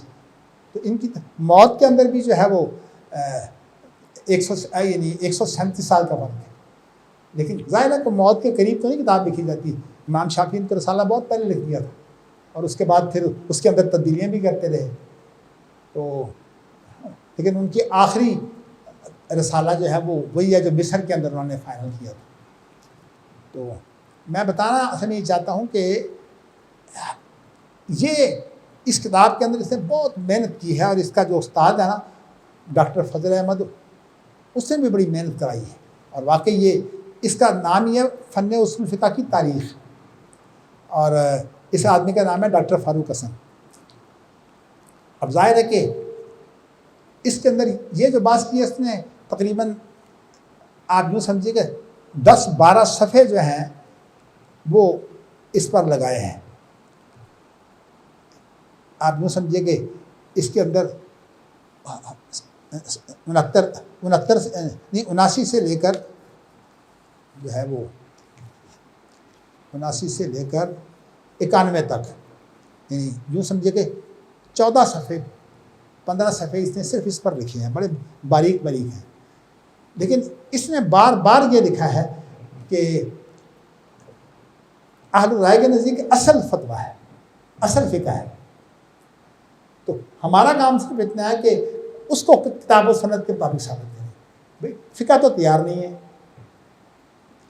تو انہوں نے ایک فرضی فقہ جو ہے وہ، حالانکہ خود امام ابو حنیفہ اور ان کے ساتھ جو ہے، ویسے تو یہ حنفی دعویٰ یہ کرتے ہیں کہ امام ابو حنیفہ کی زندگی میں 40 افراد نے اکٹھے ہو کر جو ہے فقہ تیار کی تھی. وہ ہے سارا جھوٹ، اور اس کا رد جو ہے بڑا شاندار ایک اہل حدیث عالم نے کیا ہے. اللہ کے پاس چلے گئے بہت سال پہلے، مولانا کرم دین صاحب. پہلے تو یہاں ہوتے تھے ماموں کانجن میں، بعد میں کراچی چلے گئے تھے، وہاں اللہ نے ان کو بلا لیا. انہوں نے ایک کتاب لکھا مستقل، وہ 40 رکنی جو کمیٹی ہے ان کی، یہ اس کا سمجھ اجماع بنانے کی کوشش کرتے ہیں کہ حنفی فقہ جو ہے وہ اجماعی ہے. تو انہوں نے اس میں جو ہے وہ لکھا ہوا ہے کہ 40 آدمیوں کے حنفی سے نام پوچھو، یعنی ان کو 16 آدمیوں کے علاوہ 24 کے تو نام ہی نہیں آتے، تو اجماع کس طرح ہو گیا؟ تو ویسے انہوں نے جو 16 آدمی ہیں نا جن کا ذکر کیا، اس کے اندر انہوں نے تجزیہ کیا کہ یہ امام فلاں کی عمر جو ہے وہ 3 سال تھی امام ابو حنیفہ کی وفات تک، اور فلاں کی عمر جو ہے وہ 11 سال تھی. 3 سال کی عمر میں 11 سال کی عمر میں امام ابو حنیفہ کے پاس پہنچ کر علم حاصل کرنا تو بات ہی نہیں بنتی. وہ ساری اس نے کہا کہ یہ بناوٹی کھیل ہے، لیکن پوری یونیورسٹیوں میں یہی ذہن پھیلا ہوا ہے. اصل میں آپ کو بتاؤں کہ بڑی دکھ کی بات ہے کہ یونیورسٹیاں جو ہیں وہ بنیادیں بنی ہوئی ہیں گمراہی کی. اور میرا شوق تو یہ ہے کہ میں یونیورسٹی بناؤں، لیکن بات اس میں یہ ہے کہ اس کے لیے ظاہر ہے کوئی ٹیم ایسی ملے جو میرے ساتھ محنت کرے تو پھر تو بن جائے گی. جب تک نہیں بنتی اس وقت تک اب اللہ کی جو تقدیر ہے میں نہیں جانتا. اللہ نے ویسے تو میرے ہم عمر تقریباً سارے جا چکے ہیں، بلکہ 2-4 دن پہلے جو صاحب فوت ہوئے ہیں مولانا رفیق اثری صاحب تقریباً میرے ہم عمر تھے. تو میں دیکھ رہا ہوں کہ اب کوئی آدمی جو ہے وہ علماء میں تو مجھے نظر نہیں آتا. بات اس لیے میں یہ سمجھتا ہوں کہ میں جو کام کر سکتا ہوں میں کروں، باقی اس کی تکمیل جو ہے وہ اللہ کے ہاتھ میں ہے. تو یہ اصول فقہ پر بھی میں اصل میں کتاب لکھنا چاہتا ہوں، لیکن ابھی میں نے اس کا جو ہے وہ سناپسس جس کو خطہ کہتے ہیں نا وہ تیار کیا ہے. چلیے اب آپ پڑھیے آگے. اس کتاب کے اندر انہوں نے یہ ساری بات کے اندر یہ مانا ہے کہ اہل الرائے کے نزدیک اصل فقہ ہے اور فقہ کے لیے دلائل. یہ بالکل ایسی بات ہے کہ جیسے سید نذیر حسین دہلوی رحمۃ اللہ علیہ دارالعلوم دیوبند کھلنے سے پہلے جو مسند ہوتی تھی نا، تو اس مسند کے اوپر 1842 کے اندر سید نذیر حسین بیٹھے ہیں. دیوبند کھلا ہے 1867 کے اندر، 25 سال بعد. تو 25 سال میں انہوں نے جو کچھ پڑھانے میں کام کر دکھایا تھا نا، جگہ جگہ وہ بتاتے تھے کہ فقہ حنفی کے یہ مسائل جو ہیں یہ کتاب و سنت کے خلاف ہے. تو یہ دیوبند پھر جو بنا ہے تو اس لیے بنا ہے، بلکہ دیوبند کی تمہید میں یہ چیزیں موجود ہیں، وہ عام نشر نہیں کرتے. یعنی ان کے پاس جو ریکارڈ ہے اس میں یہ چیزیں موجود ہیں کہ انہوں نے تو فقہ حنفی کی تباہی کر دی ہے سید نذیر حسین دہلوی نے. تو اس لیے اب ہم چاہتے ہیں کہ فقہ حنفی کو ثابت کریں کہ یہ قرآن حدیث کے مطابق ہے. بلکہ یہاں ایک مالٹون میں ایک بریلوی عالم تھے، تو میرے ساتھ اس کا ملنا جلنا بہت تھا، اس لیے کہ انہوں نے اپنے بیٹے بھی میرے پاس بھیجے ہوئے تھے قرآن حفظ کرنے کے لیے. ان کا نام تھا غلام سرور قادری، بہت ہو گئے ہیں. تو وہ کہا کرتے تھے کہ اصل حدیث تو ہم ہیں، اس لیے کہ ہم فقہ کو حدیث کے مطابق ثابت کرنے کے لیے محنت کرتے ہیں. یہ کہتے ہیں یہ خام خیر حدیث بنے ہوئے ہیں. مذاق میں ویسے باتیں ہوتی تھیں. تو میرا کہنے کا مقصد یہ ہے کہ میں آپ کو یہ بتانا چاہتا ہوں کہ ویسے یہ چیز مسلمہ ہے، یعنی خود یہ خود حنفی ہے جس سے سب کچھ مانا ہوا ہے، اور تمام حوالے جو ہیں وہ موجود ہیں سابقہ کتابوں کے کہ اہل الرائے کا طریقہ ہے فقہ بلکہ فتویٰ پہلے اور دلیل بعد میں. یہ تو فتویٰ ہوتا ہی نہیں. اگر آپ نے فتویٰ جو ہے وہ دلیل بعد میں لانی ہے تو اس کا مطلب یہ ہے کہ آپ کے دلائل کمزور ہیں. لیکن میں آپ کو جو ہے وہ میں نے جو بات لکھی ہوئی ہے اس کے آگے میں نے ایک جملہ لکھا ہے. وہ جملہ یہ لکھا ہے کہ نہیں، پہلے آپ پڑھیے. وہ ایک 8واں اصول ہے، اس کے بعد میں نے ایک جملہ لکھا ہے. 8واں اصول پڑھیے، وہ کیا ہے؟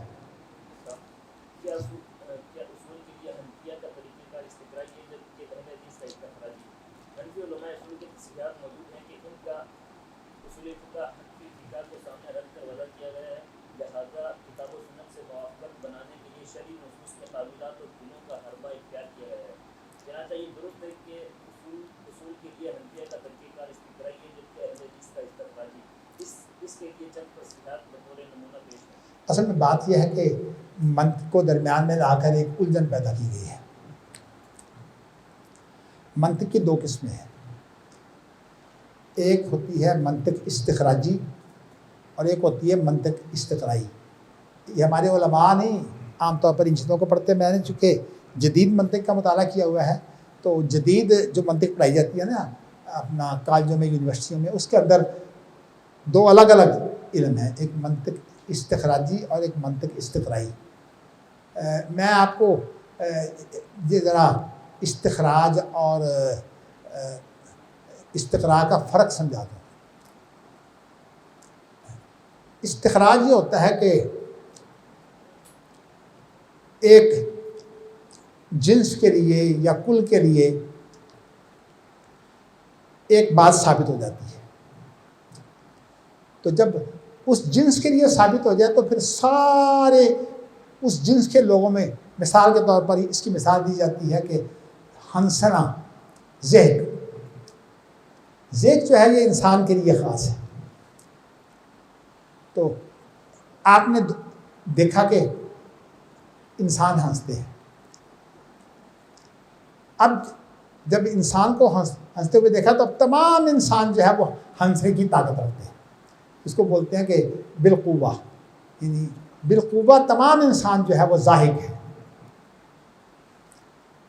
تو اس کو کہا جاتا ہے منطق استخراجی، یعنی پہلے اس کی جنس کے لیے ویسے منطقی اصطلاح میں ہے کہ کلی کے لیے جو ہے وہ پہلے جو چیز ثابت ہو وہ اس کے تمام افراد میں جو ہے وہ پھر آگے چلتی ہے.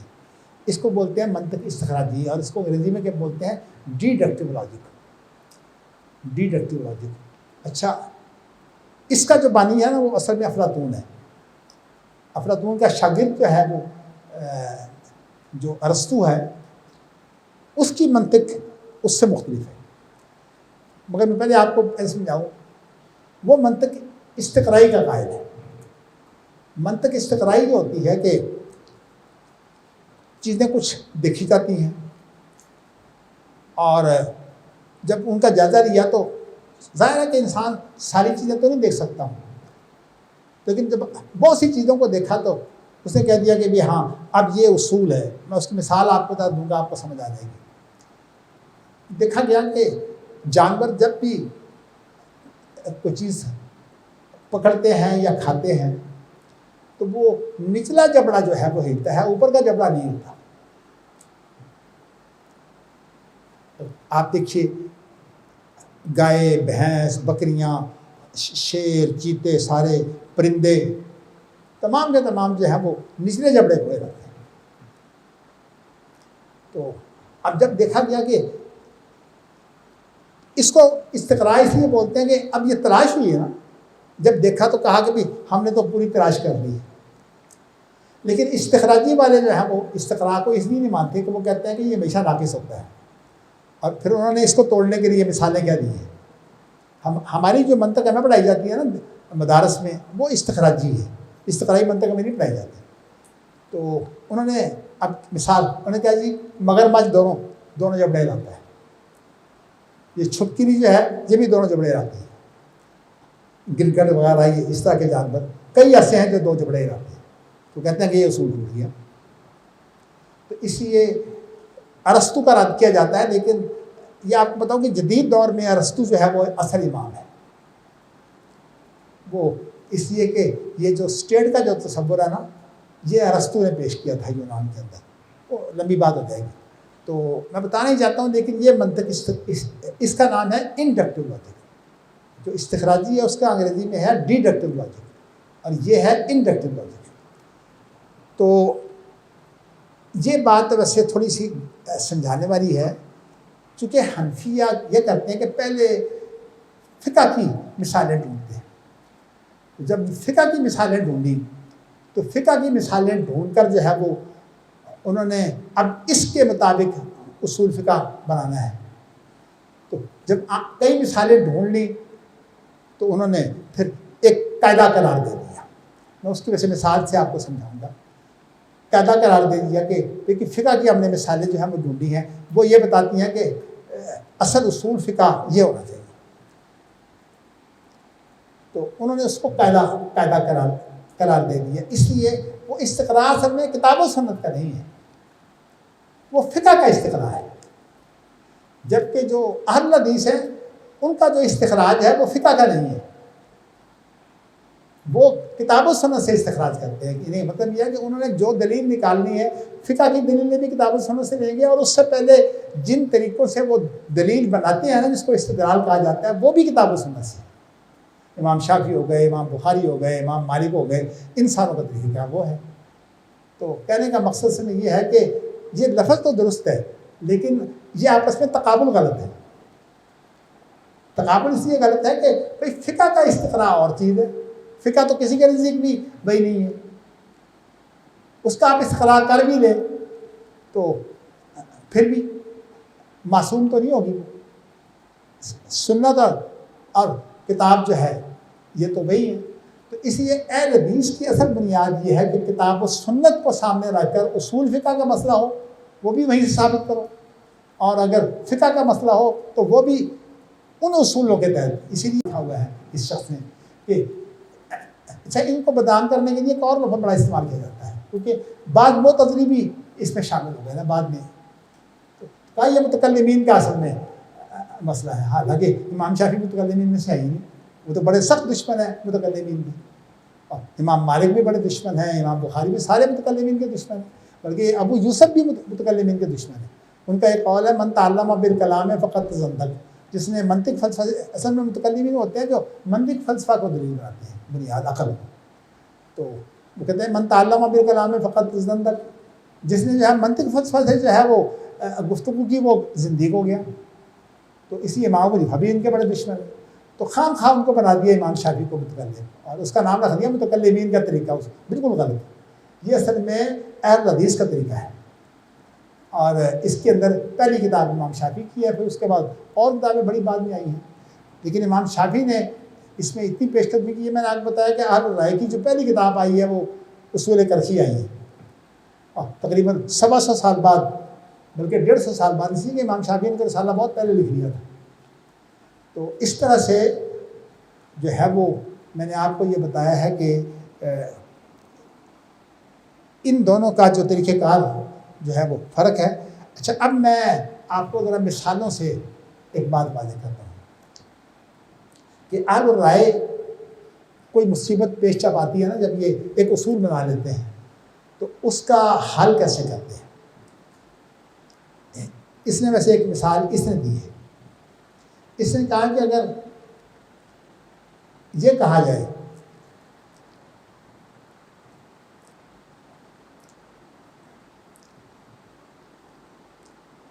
میں آپ کو یہیں سے سنا دیتا ہوں، زیادہ بہتر ہے.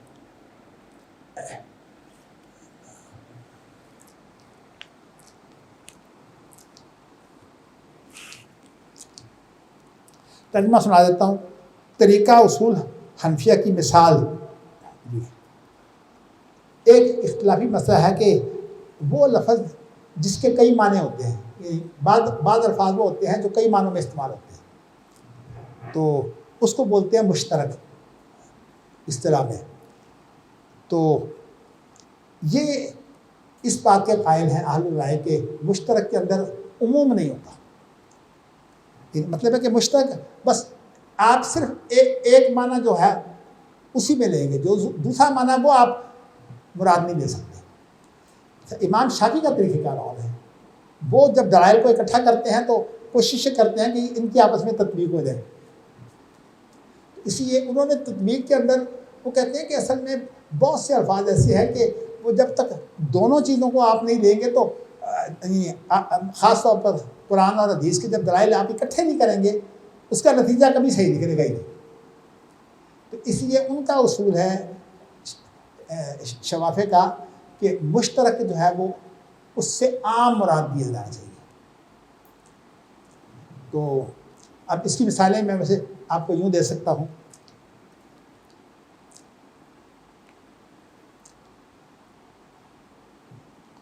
اب نکاح کے اندر حرمت کی جو بنیاد ہے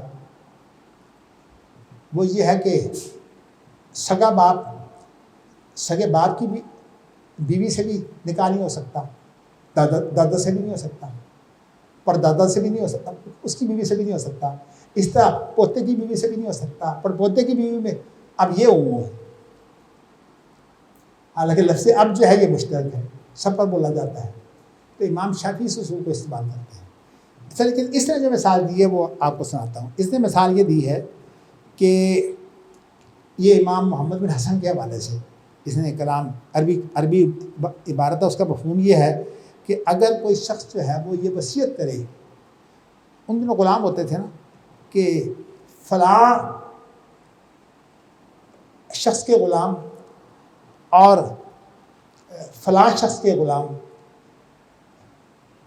میرا جو تیسرا حصہ مال کا ہے یہ ان کے لیے میں وصیت کرتا ہوں. تو یہ کہتا ہے کہ حنفی طریقہ کار یہ ہے کہ وہ کہتے ہیں کہ یہ باطل ہے، وصیت ہی باطل ہوگی. اس لیے کہ وہ جو غلام ہے وہ ایک قبیلے کے لیے بھی ہے اور دوسرے قبیلے کے لیے بھی ہے. حالانکہ میں وہ بعد میں بتاؤں گا کہ یہ بات غلط ہے، لیکن اس نے کہا کہ یہ چونکہ مشترک ہے اس لیے ایک آدمی کے غلام اور دوسرے آدمی کے غلام جب دونوں کے لیے وصیت ہوگی تو بات ہو جائے گی۔ اور اس کی میں آپ کو ایک اور مثال دیتا ہوں جو ہمارے ہاں امتیازی مسائل میں چلتی ہے۔ نور الانوار جو ہے وہ یہ منار ایک شرح ہے ایک حنفی اصول فقہ کی، اس کی شرح جو ہے وہ نور الانوار ہے۔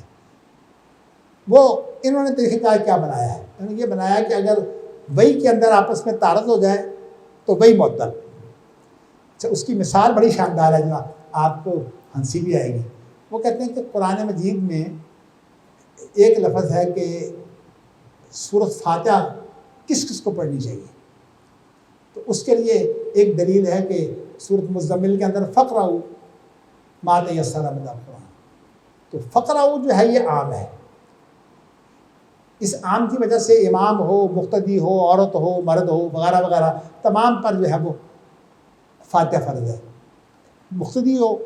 اچھا، اب یہ مسئلہ اختلافی ہے، تو وہ کہتے ہیں کہ یہ تو کہتا ہے مقتدی بھی فاتحہ پڑھے، لیکن قرآن کی ایک اور آیت ہے وَإِذَا قُرِئَ الْقُرْآنُ فَاسْتَمِعُوا لَهُ وَأَنصِتُوا لَعَلَّكُمْ تُرْحَمُونَ، جب قرآن پڑھا جائے تو تم جو ہے وہ خاموش رہ کر سنو۔ یہ کہتی ہے کہ جب امام پڑھ رہا ہو آپ نہ سنیں، تو کہتا ہے کہ دونوں آیتیں جو ہیں یہ آپس میں متعارض ہیں۔ فقراؤ میں ساروں کے لیے ہے، چونکہ جمع ہے نا، جمع عام کے لیے ہوتی ہے، اور اس میں یہ ہے کہ مقتدی کے لیے منع کیا ہے۔ اب یہ دونوں دلیلیں ختم، کتنی مطلب بات پریشانی کی ہے، قرآن مجید کو ٹکراؤ پیدا کر دو اور دونوں ختم۔ آپ کو بہت بتاؤں گا، اس کی مثالیں بھری ہوئی ہیں فقہ میں۔ تو خیر اس نے یہ مثال دی ہے، لیکن اب یہ کہتا ہے قاعدہ ٹوٹ گیا۔ وہ کیسے ٹوٹا؟ کہتا ہے ایک آدمی نے جو ہے وہ یہ کام کہا کہ میں لا اکلم مولا کا، تیرا جو غلام ہے آزاد کردہ، میں اس سے گفتگو نہیں کروں گا۔ اب اس نے جب یہ کہہ دیا کہ تیرے آزاد کردہ غلام سے میں گفتگو نہیں کروں گا، تو اب یہ جو آزاد کردہ غلام ہے یہ مولا کے معنی دو آتے ہیں۔ مولا جو آزاد کرنے والا ہے اس کے لیے بھی بولتے ہیں، اور جس کو آزاد کیا جاتا ہے اس کے لیے بھی بولتے ہیں۔ تو کہتا ہے کہ چونکہ یہ لفظ مشترک ہے، اچھا اب یہ دونوں مفہوم لے گئے۔ مطلب یہ ہے کہ اگر اس نے آزاد کرنے والے سے گفتگو کر لی پھر بھی قسم ٹوٹ گئی، اور اگر اس نے جو ہے وہ آزاد کردہ سے، جس کو آزاد کیا ہے، اس سے گفتگو کر لی پھر بھی قسم ٹوٹ گئی۔ یہاں ہم عموم مراد دیں گے، لیکن اب شرافے کی طرف سے اعتراض ہے کہ تم تو کہتے ہو کہ مشترک کے اندر عموم نہیں ہوتا، یہاں تو نہیں کوئی ہے۔ کہتے ہیں ہمارا قاعدہ یہ ہے کہ اگر منفی گفتگو ہو نا تو پھر یہ قاعدہ نہیں ہے، یعنی کیونکہ یہ کلام ہے نا، میں گفتگو نہیں کروں گا، یہ منفی کلام ہے، اور وہ جو گفتگو ہے کہ وصیت کی وہ مثبت ہے۔ تو کہتا ہے یہ اصل میں منفی کلام جہاں ہوگی وہاں یہ اصول ختم ہو جائے گا۔ تو اصل میں یہ ساری چونکہ فقہ کو بنانے کی باتیں، اس سے ایک سے ایک بات نکال کر نئی سے نئی بات نکالنے کی، اگرچہ اس کا ایک فائدہ ضرور ہوا ہے کہ لوگوں کی ذہنی مشق بہت ہوئی ہے، لیکن ہے یہ سارا کھیل ویسے۔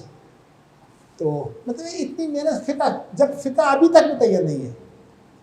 میں نے آپ کو شاید پچھلے درس میں بتایا تھا کہ امام احمد بن حنبل کی امہات المومنین کو زکوٰۃ دینے کے بارے میں دو رائے ہیں، دو قول ہیں۔ ایک قول یہ ہے کہ امہات المومنین کو زکوٰۃ نہیں لگتی، ان کو زکوٰۃ نہیں لینی چاہیے، اور ایک رائے یہ ہے کہ امہات المومنین زکوٰۃ لے سکتی ہیں۔ اب حنابلہ نے جو صورت اختیار کی ہوئی ہے وہ کی ہوئی ہے کہ وہ امہات المومنین، ان کی رائے یہی ہے کہ امہات المومنین کو زکوٰۃ نہیں لگتی۔ تو لیکن امام احمد کی دو رائے ہیں۔ اب لیکن ابن تیمیہ نے جو ذکر کیا کہ ان کی دونوں آراء موجود ہیں، اس لیے یہ ضروری نہیں ہے کہ آپ ایک رائے کو اختیار کریں۔ تو میں بتاتا ہوں کہ سارے فقہا کی باتیں، امام ابو حنیفہ کی ابھی تک اورنگزیب عالمگیر نے جو فتاوی ہندیہ تیار کیا ہے وہ پتہ ہے کیا اس نے جتنے مفتہ بھی مسائل تھے نا ان کو جمع کر دیا ہے۔ لیکن آج یہ فتاوی ہندیہ جو فتاوی عالمگیری ہے اس کو لیں تو مصیبت بن جاتی ہے ہمارے لیے۔ آج ہنچوں کو بھی وہ قبول نہیں ہے وہ۔ تو اصل میں وجہ یہ ہے کہ فتویٰ تو ہوتا ہے اپنے حالات کے مطابق، زمانے کے حالات بدل جائیں تو فتویٰ بدل جاتا ہے، اور علاقے کے مطابق ہوتا ہے. تو اس لیے یہ سارا ہم نے کھیل بنا دیا ہوا اس کا. تو اس لیے میں نے آپ کو جو ہے وہ یہ مثال ہے کہ ایک مثال میں آپ کو اور دے دیتا ہوں ذرا آپ کو جو ہے وہ اس معاملے میں وہ مسئلہ بھی علم ہو جائے گا. چونکہ میں عام دیکھتا ہوں کہ اب اہل حدیثوں کے اندر یہ بات بغیر تحقیق کے پھیل گئی ہے. وہ یہ ہے کہ جب آپ تشہد میں بیٹھتے ہیں تو اس وقت میں نے آپ کو ایک مسئلہ تو بتایا وہ جو قدوری کا، اس کے اندر تو ہے کہ یہ انگلی اٹھانی ہی غلط ہے. اور یہ افغانستان کے اندر تو اتنا تشدد کرتے رہے ہیں کہ جو انگلی اٹھاتا تھا اس سے انگلی کاٹ دیتے تھے. ان کے ہاں ذرا مزاج بہت گرم ہے. تو لیکن یہاں اس وقت اہل حدیثوں کا اختلاف پیدا اسی ہو گیا کہ پہلے تو اہل حدیث علماء میں سید عزیز حسین ہو گئے، حافظ عبداللہ محدث روپڑی ہو گئے، مولانا حافظ محمد گوندری صاحب ہو گئے، تو ان لوگوں کے فتوے چلتے تھے. اب جو لوگ نئے نئے آئے ہیں سعودی عرب سے پڑھ کر یا یہاں بیٹھے ہوئے بھی لوگ زیادہ متاثر ہو گئے ہیں شیخ البانی سے، تو شیخ البانی کے فتووں پر جو ہے وہ اب عمل شروع ہو گیا ہے. شیخ البانی نے یہ کہہ دیا کہ یہ دونوں کام جائز ہیں. ان دونوں کام سے کیا مراد ہے کہ آپ اصل میں اختلاف پہلے کیا ہے کہ یہ انگلی کب اٹھانی ہے. ایک قول یہ ہے کہ یہ کلمہ توحید کے اوپر اٹھانی ہے، جسے کلمہ اخلاص بھی کہتے ہیں. وہ کہتے ہیں یہ بھی جائز ہے. اور اگر کوئی شخص جو ہے وہ بیٹھ کر انگلی ایسے ایسے کرنا شروع کر دے تو کہتے ہیں یہ بھی جائز ہے. اصل میں یہ مالکیہ کا، امام مالک نہیں، یہ مالکیہ کا موقف ہے. چونکہ مالکیہ یہاں بہت کم ہے تو اس لیے یہ موقف یہاں شیخ البانی کے ذریعے سے پھیلا ہے. اچھا اب ظاہر ہے کہ ہم تو اہل حدیث ہیں. اب شیخ البانی میرے ماشاءاللہ اتنے مایا ناز استاد ہیں، میں فخر کا لفظ استعمال نہیں کرتا، مایا ناز استاد ہیں کہ مجھے ان کی محبت جو ہے وہ ملی ہے الحمدللہ. میں نے آپ کو شاید ایک واقعہ سنایا تھا لیکن میں دہرانا نہیں چاہتا، وقت تھوڑا ہے. تو میں نے آپ کو یہ بتانا ہے کہ اب دلائل کا ذرا توازن کریں تو دیکھیے، میں نے چند سال پہلے جب اپنے بچوں کو دیکھا کہ وہ اس طرح جو پڑھاتے ہیں تو سب ایسے ایسے کرتے جاتے ہیں. میں نے کہا کہ یہ ایسے ایسے کرنا ہے، اس کا مقصد کیا ہے؟ اس کا مقصد دعا ہے. میں نے کہا دعا کے لیے تو انگلی ہلانے کی ایک مثال بھی نہیں ملتی. دعا کا طریقہ تو یہ ہے. یہ دعا کا طریقہ کہیں بتاؤ کوئی اور مثال ہے؟ کیونکہ یہ تو محلے اختلاف ہو گیا نا، کوئی اور مثال ہے کہیں بھی نہیں ملتی. میں نے کہا اصل بات یہ ہے کہ یہ حقیقت میں کلمہ توحید جو ہے اس کے اندر یہ انگلی اٹھائی جاتی ہے اللہ کی وحدانیت کے لیے. اور اس کی مثالیں حدیث میں اور بھی موجود ہیں. مثال کے طور پر نبی اکرم صلی اللہ علیہ وسلم نے جب خطبہ حجۃ الوداع دیا ہے تو آپ نے خطبے کے بعد لوگوں سے کہا کہ الا هل بلغت، اس طرح الا هل بلغت، انہوں نے کہا جی ہاں. تو اشارہ کرتے ہیں، کہتے ہیں اے اللہ اب تو سن لے کہ میں نے اپنا کام کر دیا ہے. تو اس طرح انگلی کا اشارہ بھی کیا. ایک اور بڑا مشہور واقعہ ہے کہ ایک عورت کے سر پر کسی نے بہت کڑی ضرب لگا دی تھی. یعنی مطلب ہے چھوٹی عمر کی عورت تھی لیکن بالغ تھی. تو اس کا جو ہے وہ جو نزاعی بیان ہے اس کے اندر اللہ کے رسول صلی اللہ علیہ وسلم نے پوچھا، میرے خیال میں وہ الگ مسئلہ ہے، یہ نزاعی بیان والا مسئلہ نہیں. اللہ کے رسول نے اس سے پوچھا کہ اللہ کہاں ہے؟ تو اس نے جواب دیا کہ انگلی کر کے، بیچاری بول نہیں سکتی تھی، انگلی کر کے اس نے جواب دیا. مطلب کیا ہے کہ اللہ ایک ہے، ایسے نہیں کیا، یہ انگلی کی. تو اس کا مطلب ہے کلمہ توحید کے لیے جو ہے یہ. لیکن میں آپ کو بتاتا ہوں کہ اہل حدیث تحقیق نہیں کرتے، کیونکہ اللہ تعالیٰ نے مجھے تحقیق کا ذوق دیا ہوا ہے. ساری زندگی میں نے تحقیق کے بغیر کوئی کام نہیں کیا. تو اتفاق سے یہ محدث کا شمارہ ہے مارچ 2018 کا. اس کے اندر جو ہے وہ میں نے تمام احادیث جمع کر کے نا تو اس کو ثابت کیا، لیکن چونکہ اگر آپ چاہتے ہیں تو اس کا ترجمہ جو ہے وہ اس کی فوٹو کاپی جو ہے وہ آپ کو مل جائے گی، لیکن ویسے آپ کو پتہ ہے کہ محدث سارا نیٹ پر موجود ہے۔ یہ ہے مارچ 2018 کا شمارہ، 381 نمبر شمارہ ہے۔ اس کے اندر میں اب آپ کو بتاتا ہوں کہ اختلاف کی بنیاد کیا ہے۔ اصل میں اختلاف کی بنیاد یہ ہے کہ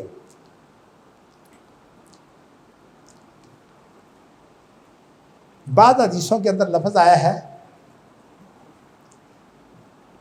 یحرک بہا یدعو بہا، یہ لفظ آیا ہے بعض احادیث میں۔ تو اب جن احادیث میں یہ لفظ آیا ہے نا، بعض نے تو اس کو لے لیا ہے کہ اس کو حرکت دیتے تھے اور دعا کرتے تھے۔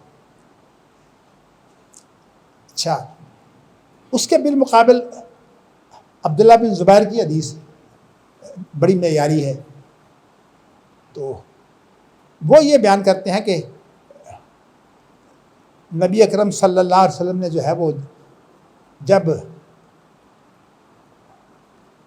ہاتھ اٹھایا ہے تو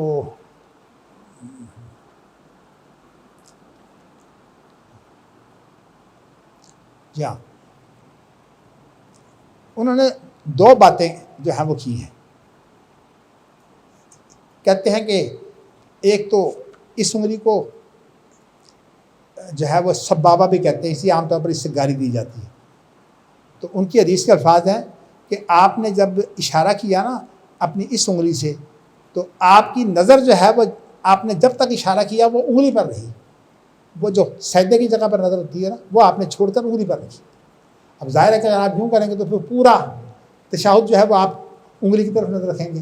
اچھا، ایک بات تو خیر یہ حدیث میں، اسی کے ساتھ جو ہے وہ اب یہ میں نے الگ عنوان باندھا ہے کہ اس کا موقع محل کون سا ہے۔ تو اس کے اندر میں نے پھر یہ دلائل جو ہیں اس کے اندر میں نے جو ہے وہ مزید جمع کیے ہیں۔ اس کے اندر جو ہے وہ ایک تو یہ دلیل ہے کہ یہ عبداللہ بن زبیر کی حدیث ہی ہے،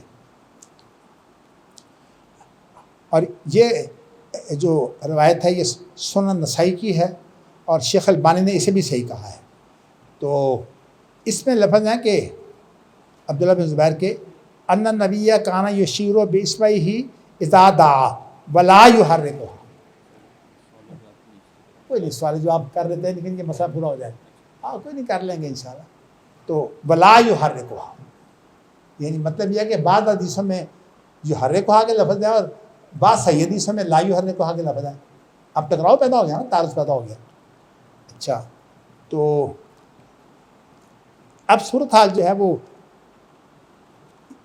یہ بات ہے۔ اس میں دو ماہرین ہیں حدیثوں کی تخریج وغیرہ کے، صحت ذوف کے، ایک شیخ البانی ہے اور ایک شعیب ارناؤت ہے۔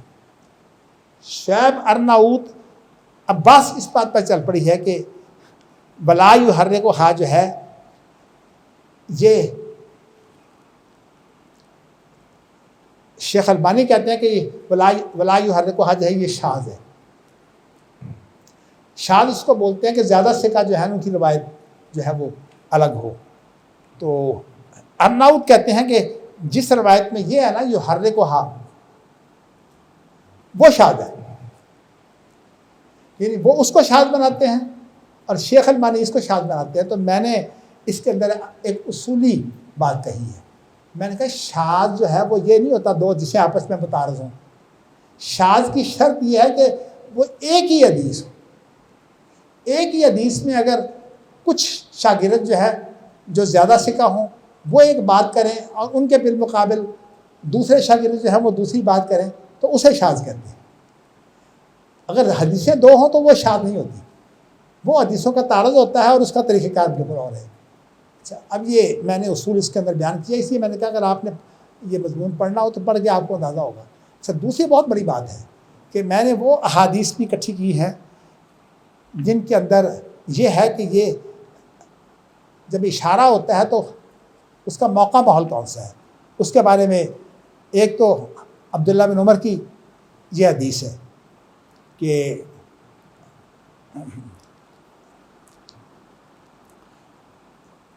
پہلے میں نے آپ کو جو حدیث آئی ہے وہ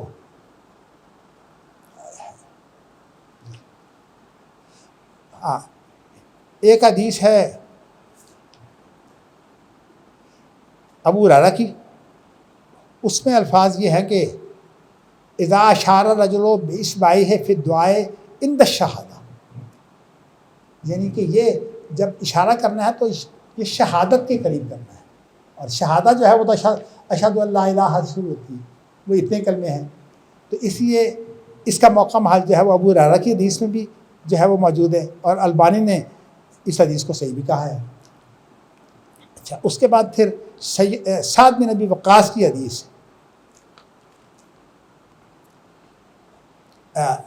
اس میں یہ ہے کہ یصنع ذالک یوحد بہا ربہ، یعنی آپ یہ کام کرتے تھے اور اپنے رب کی توحید بیان کرتے تھے، اس کا معنی یہ ہے کہ کلمہ توحید کے اوپر انگلی اٹھائی جائے گی۔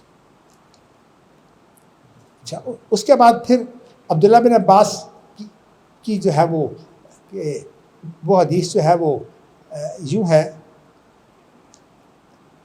اس میں یہ ہے کہ ان رسول اللہ صلی اللہ علیہ وسلم قال ھکذا الاخلاص، یہ جو توحید ہے نا، اخلاص توحید کا کلمہ ہے، یہ اخلاص جو ہے یہ اصل میں انگلی کا مقصد یہ ہے کہ اللہ تعالیٰ کی توحید بیان کرنا، تو کلمہ توحید جو ہے وہ اشہد ان لا الہ ہے، تو اس لیے میں نے وہ تمام مقامات اکٹھے کر دیے ہیں۔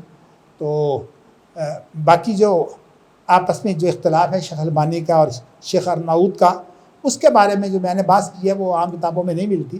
میں نے یہ کہا ہے کہ اگر کیونکہ اصل میں اصول یہ ہے کہ ایک استاد سے شاگرد سنتے ہیں، اگر ایک شاگرد جو ہے وہ کہے کہ آپ نے یہ بتایا تھا، اور دوسرے شاگرد یہ کہے کہ آپ نے یوں نہیں بتایا،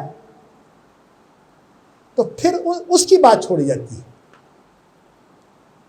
تو اس لیے یہ اصول جو ہے یہ اصل میں ایک حدیث کے بارے میں ہے، جب حدیث دوسری ہو جائے یعنی صحابی بدل جائے، میں نے آپ کو بتایا ہوا ہے کہ صحابی بدل جائے تو حدیث نہیں ہوتی ہے، تو اس وقت یہ اصول نہیں لگتا، وہاں ان کو جمع کیا جاتا ہے۔ اس لیے عبد اللہ محدث روپڑی نے جمع کیا ہے، وہ کہتے ہیں کہ انگلی تو اٹھائی جائے گی اشارے یہی کلمہ توحید پر، لیکن نبی اکرم یہ جو ہے نا کہ یحرکھا، یہ اصل میں نبی اکرم صلی اللہ علیہ وسلم جو ہے وہ بعض دفعہ یہ ہلاتے بھی تھے، اس سے مقصد اصل میں یہ ہے کہ میرے جو بینوی تھے نا حافظ اسماعیل روپڑی، وہ جب یہ پڑھتے ہیں نا اشہد ان لا الہ الا اللہ وحدہ لا شریک لہ، تو یہ وحدہ لا شریک لہ کو 3 دفعہ کہتے ہیں۔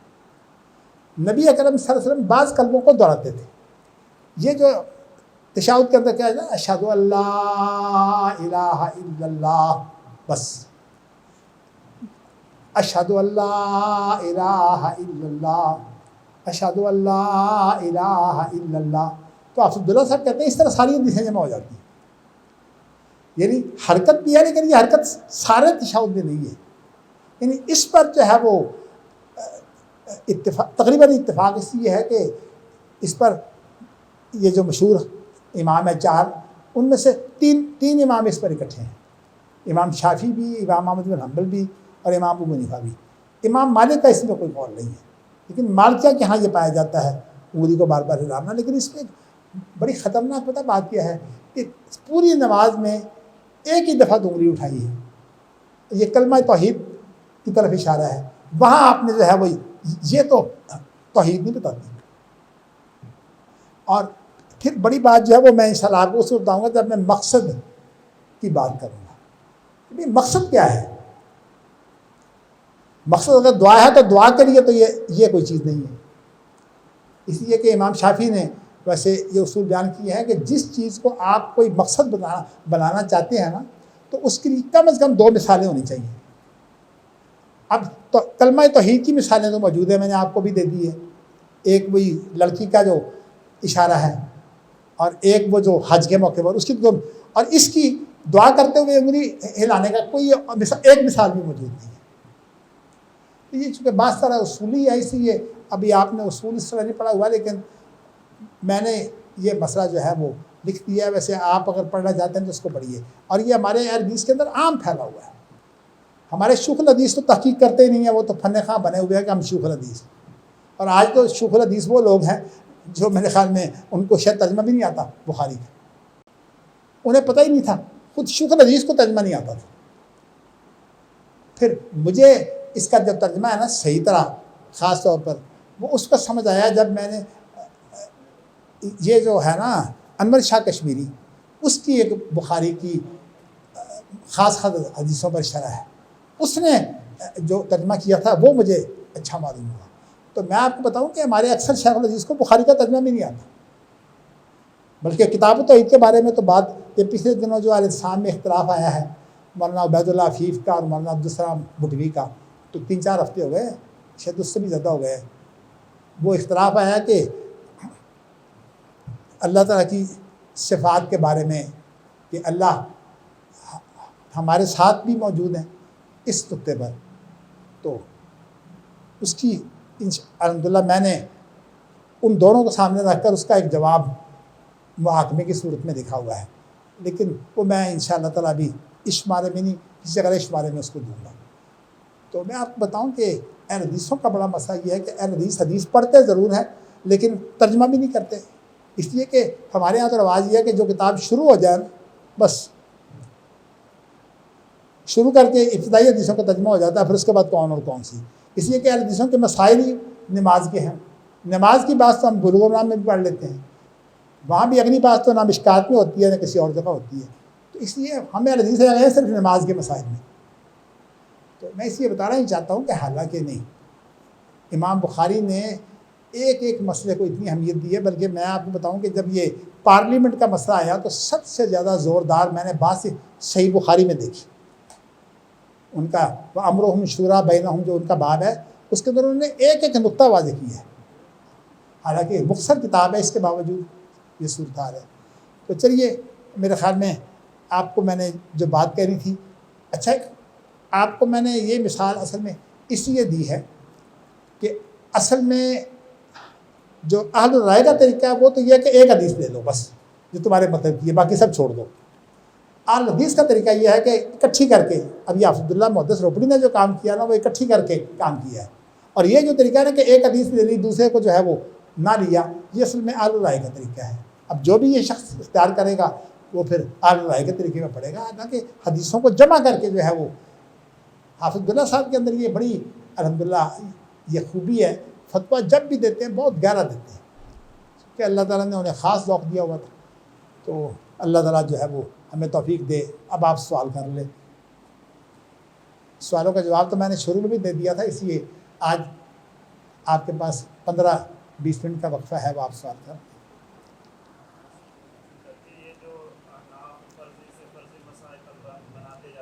جی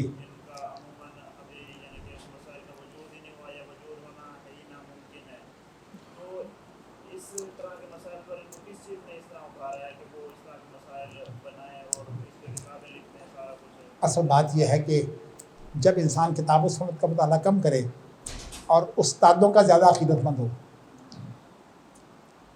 اس وقت پھر اسے برداشت نہیں ہوتا کہ میرے استاد کی کوئی مخالفت کرے. آپ کو پتہ ہے حدیثوں میں کتنے دڑے ہیں. میں آپ کو ایک مثال ایسے بتا دیتا ہوں, آپ حیران ہوں گے, جو میں نے خود میرے ساتھ جو ہے وہ بیتی ہے. سید الدین شاہ راشدی رحمۃ اللہ علیہ جو ہیں وہ ہمارے لاہور میں آتے تھے, تو ہمارے یہاں ٹھہرتے تھے. تو ایک دفعہ آئے تو انہیں کہا گیا کہ جمعہ آپ پڑھائیں. انہوں نے جمعہ پڑھایا. تو جمعہ پڑھانے کے بعد جو ہے وہ پھر جمعہ تو خیر ہو گیا, لیکن عام طور پر طریقہ کار یہ تھا کہ جمعہ کوئی اور پڑھاتا, لیکن حافظ عبداللہ محدث روپڑی جو ہے نا یہ عصر کی نماز پھر وہ کرواتے تھے, باقی نمازیں وہی کرواتے تھے. لیکن جمعہ عام طور پر حافظ اسماعیل روپڑی یا حافظ بغداد روپڑی وغیرہ یا والد صاحب وہ پڑھاتے تھے. تو عصر کی نماز جب ہوئی تو سید بدین شاہ راشدی جو ہے وہ اس نماز میں شامل نہیں ہوئے, وہ تو بیت الخلاء میں چلے گئے. لیکن ان کے ساتھ ہمیشہ کوئی 5-7 آدمی ہوتے تھے ان کی عقیدت مند. تو انہوں نے حافظ عبداللہ روپڑی کے پیچھے نماز نہیں پڑھی. اب میں وہاں چونکہ ناظم تھا ان دنوں، تو مجھے اس کا بڑا احساس ہوا کہ یہ نماز بھی نہیں انہوں نے پیچھے پڑھی. اچھا مسئلہ صرف ایک تھا، وہ یہ ہے کہ وہ رکوع کے بعد ہاتھ باندھتے ہیں. ان سے جب کسی نے پوچھا کہ آپ نے نماز کیوں نہیں پڑھی حافظ عبداللہ محدث، وہ تو رکوع کے بعد ہاتھ نہیں باندھتے. ایک ایک مسئلے پر ہمارے یہاں فرقے بنتے ہیں. تو اس لیے میں آپ کو بتاؤں کہ اہل حدیثوں میں تحقیق کا ذوق ختم ہو گیا ہے. چلیے کوئی اور میرا خیال میں سوال کریں، ایک بات کا لمبا جواب کیا دینا ہے. جب تک تحقیق میں انسان آزاد نہ ہو اس وقت تک جو ہے وہ کبھی بات نہیں بنتی. لیکن ضرورت اس بات کی ہے کہ پڑھانے والے کم از کم، اب دیکھیں نا ماشاء اللہ مجھے اس کورس سے کیوں دلچسپی ہے. اس کے اندر ایک تو علماء ہے، اور دوسری یہ ہے کہ آپ اتنے سمجھدار ہیں کہ آپ کو کوئی مشکل بات بھی بتاؤں تو آپ کو سمجھا سکتا ہوں. مجھے پتہ ہے کہ آپ میں سے شاید ہی کوئی اصولی ہو.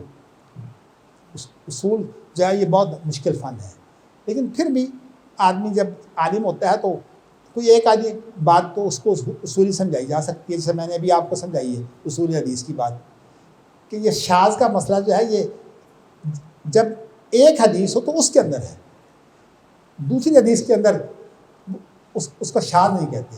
اب شیخ البانی کی یہی غلطی ہے کہ وہ حدیث کسی اور کی ہے، اس راوی کی حدیث ہی نہیں ہے اور اس کو شاذ بنا رہے ہیں.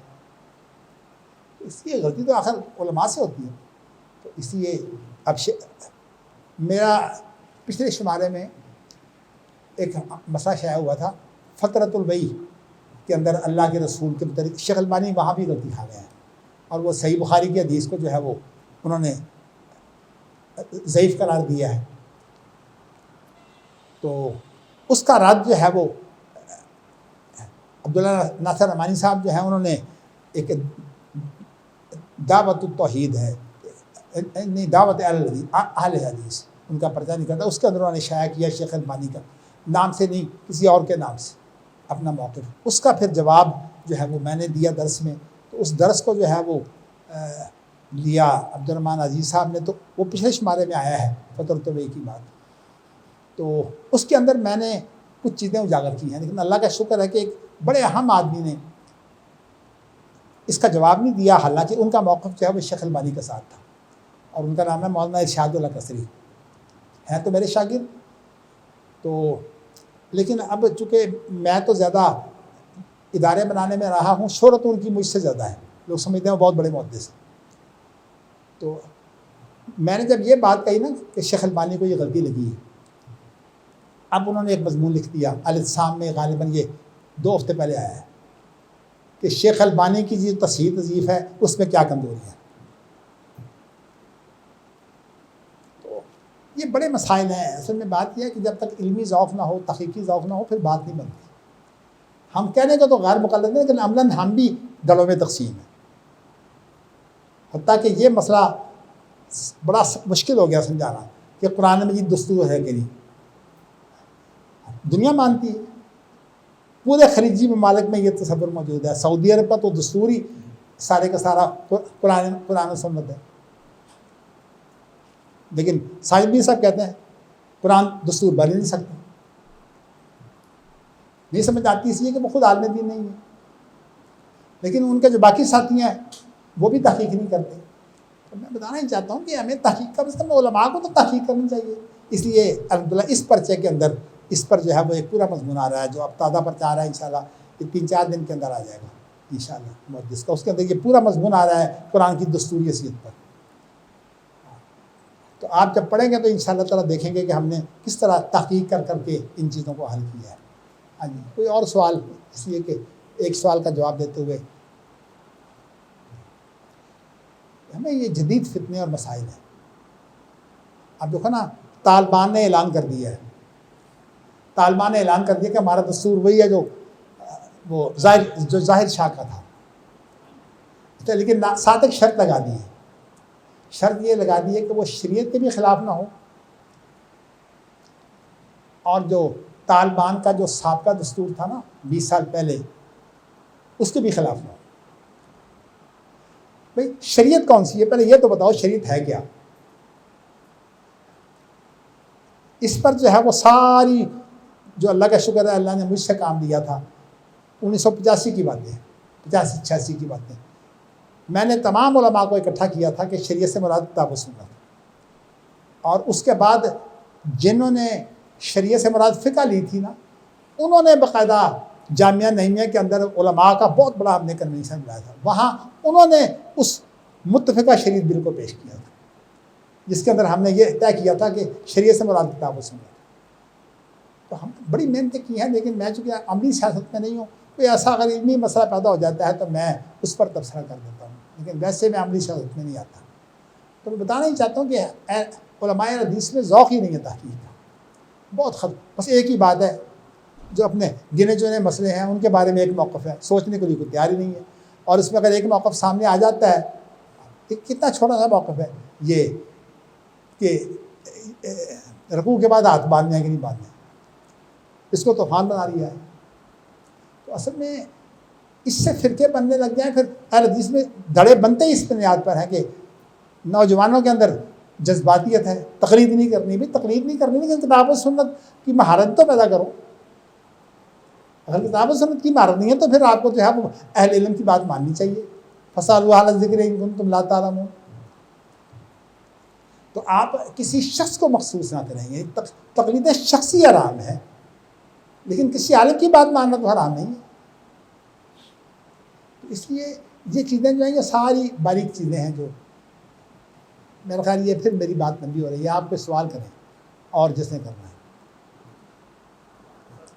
علماء کا ان چھوٹے سے دلی مسائل پر اس طرح کا آپس میں اختلاف یہ عوام الناس بھی تو بہت زیادہ متاثر ہوتی ہے اس سے بات یہ ہے کہ میں اسی لیے فرقہ بندی کا مخالف ہوں آپ کو پتا ہے کہ میں اہل حدیث میں وہ آدمی ہوں جو اہل حدیث کو فرقہ نہیں سمجھتا اور میں اکیلا نہیں ہوں ایک بہت بڑی تعداد ہے اہل حدیث میں جو اپنے آپ کو فرقہ نہیں مانتے سب سے پہلے تو مولانا داود غزنوی آتے ہیں وہ اہل حدیث کو فرقہ نہیں مانتے اور مجھے مولانا عطاء اللہ حنیف چونکہ خود اس بات کے مولانا اسماعیل صاحب قائل تھے سلفی اہل حدیث ایک فرقہ ہے تو مولانا داود غزنوی کی اور مولانا اسماعیل کی آپس میں کئی دفعہ بحث ہوتی تھی اور مجھے مولانا عطاء اللہ حنیف بتایا کرتے تھے کہ مولانا داود غزنوی کا موقف یہ تھا ابوالکلام آزاد ہو گئے اور ان کے جو جتنے بھی ساتھی ہیں عبدالقادر قصوری یہ جن کی اولاد میں اسامہ مؤد شہید بھی موجود ہے تو اس طرح بڑے بڑے علماء ہیں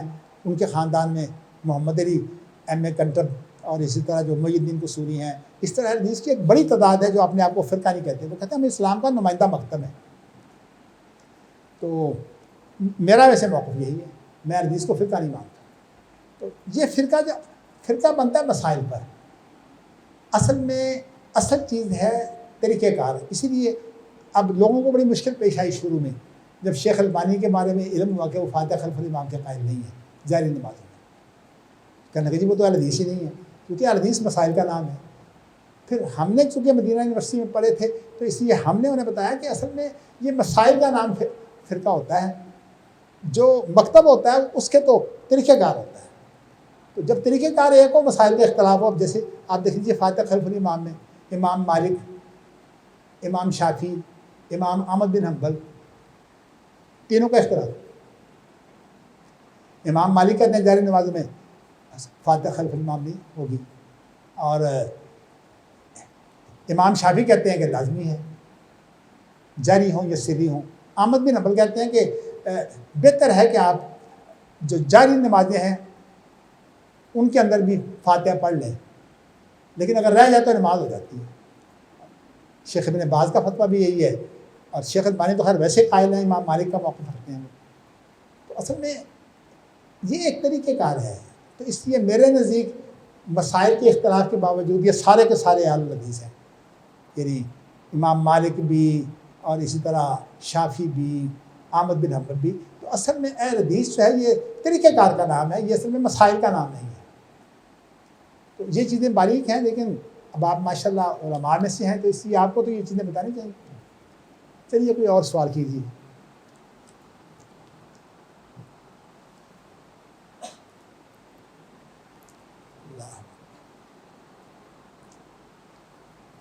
اللہ آپ نے امام ابو حنیفہ کے بتایا تھا کہ ایک مسئلہ میں اختلاف عقیدہ نہیں ابھی جلدی نہ کریں، وہ اصل میں اختلاف ہے محدثین کا، یہ محدثین کا نہیں، اہل سنت کا موقف۔ محدثین تو حدیث کے ماہرین کو کہا جاتا ہے، اہل سنت کا جو موقف ہے وہ یہ ہے کہ ایمان قول و عمل۔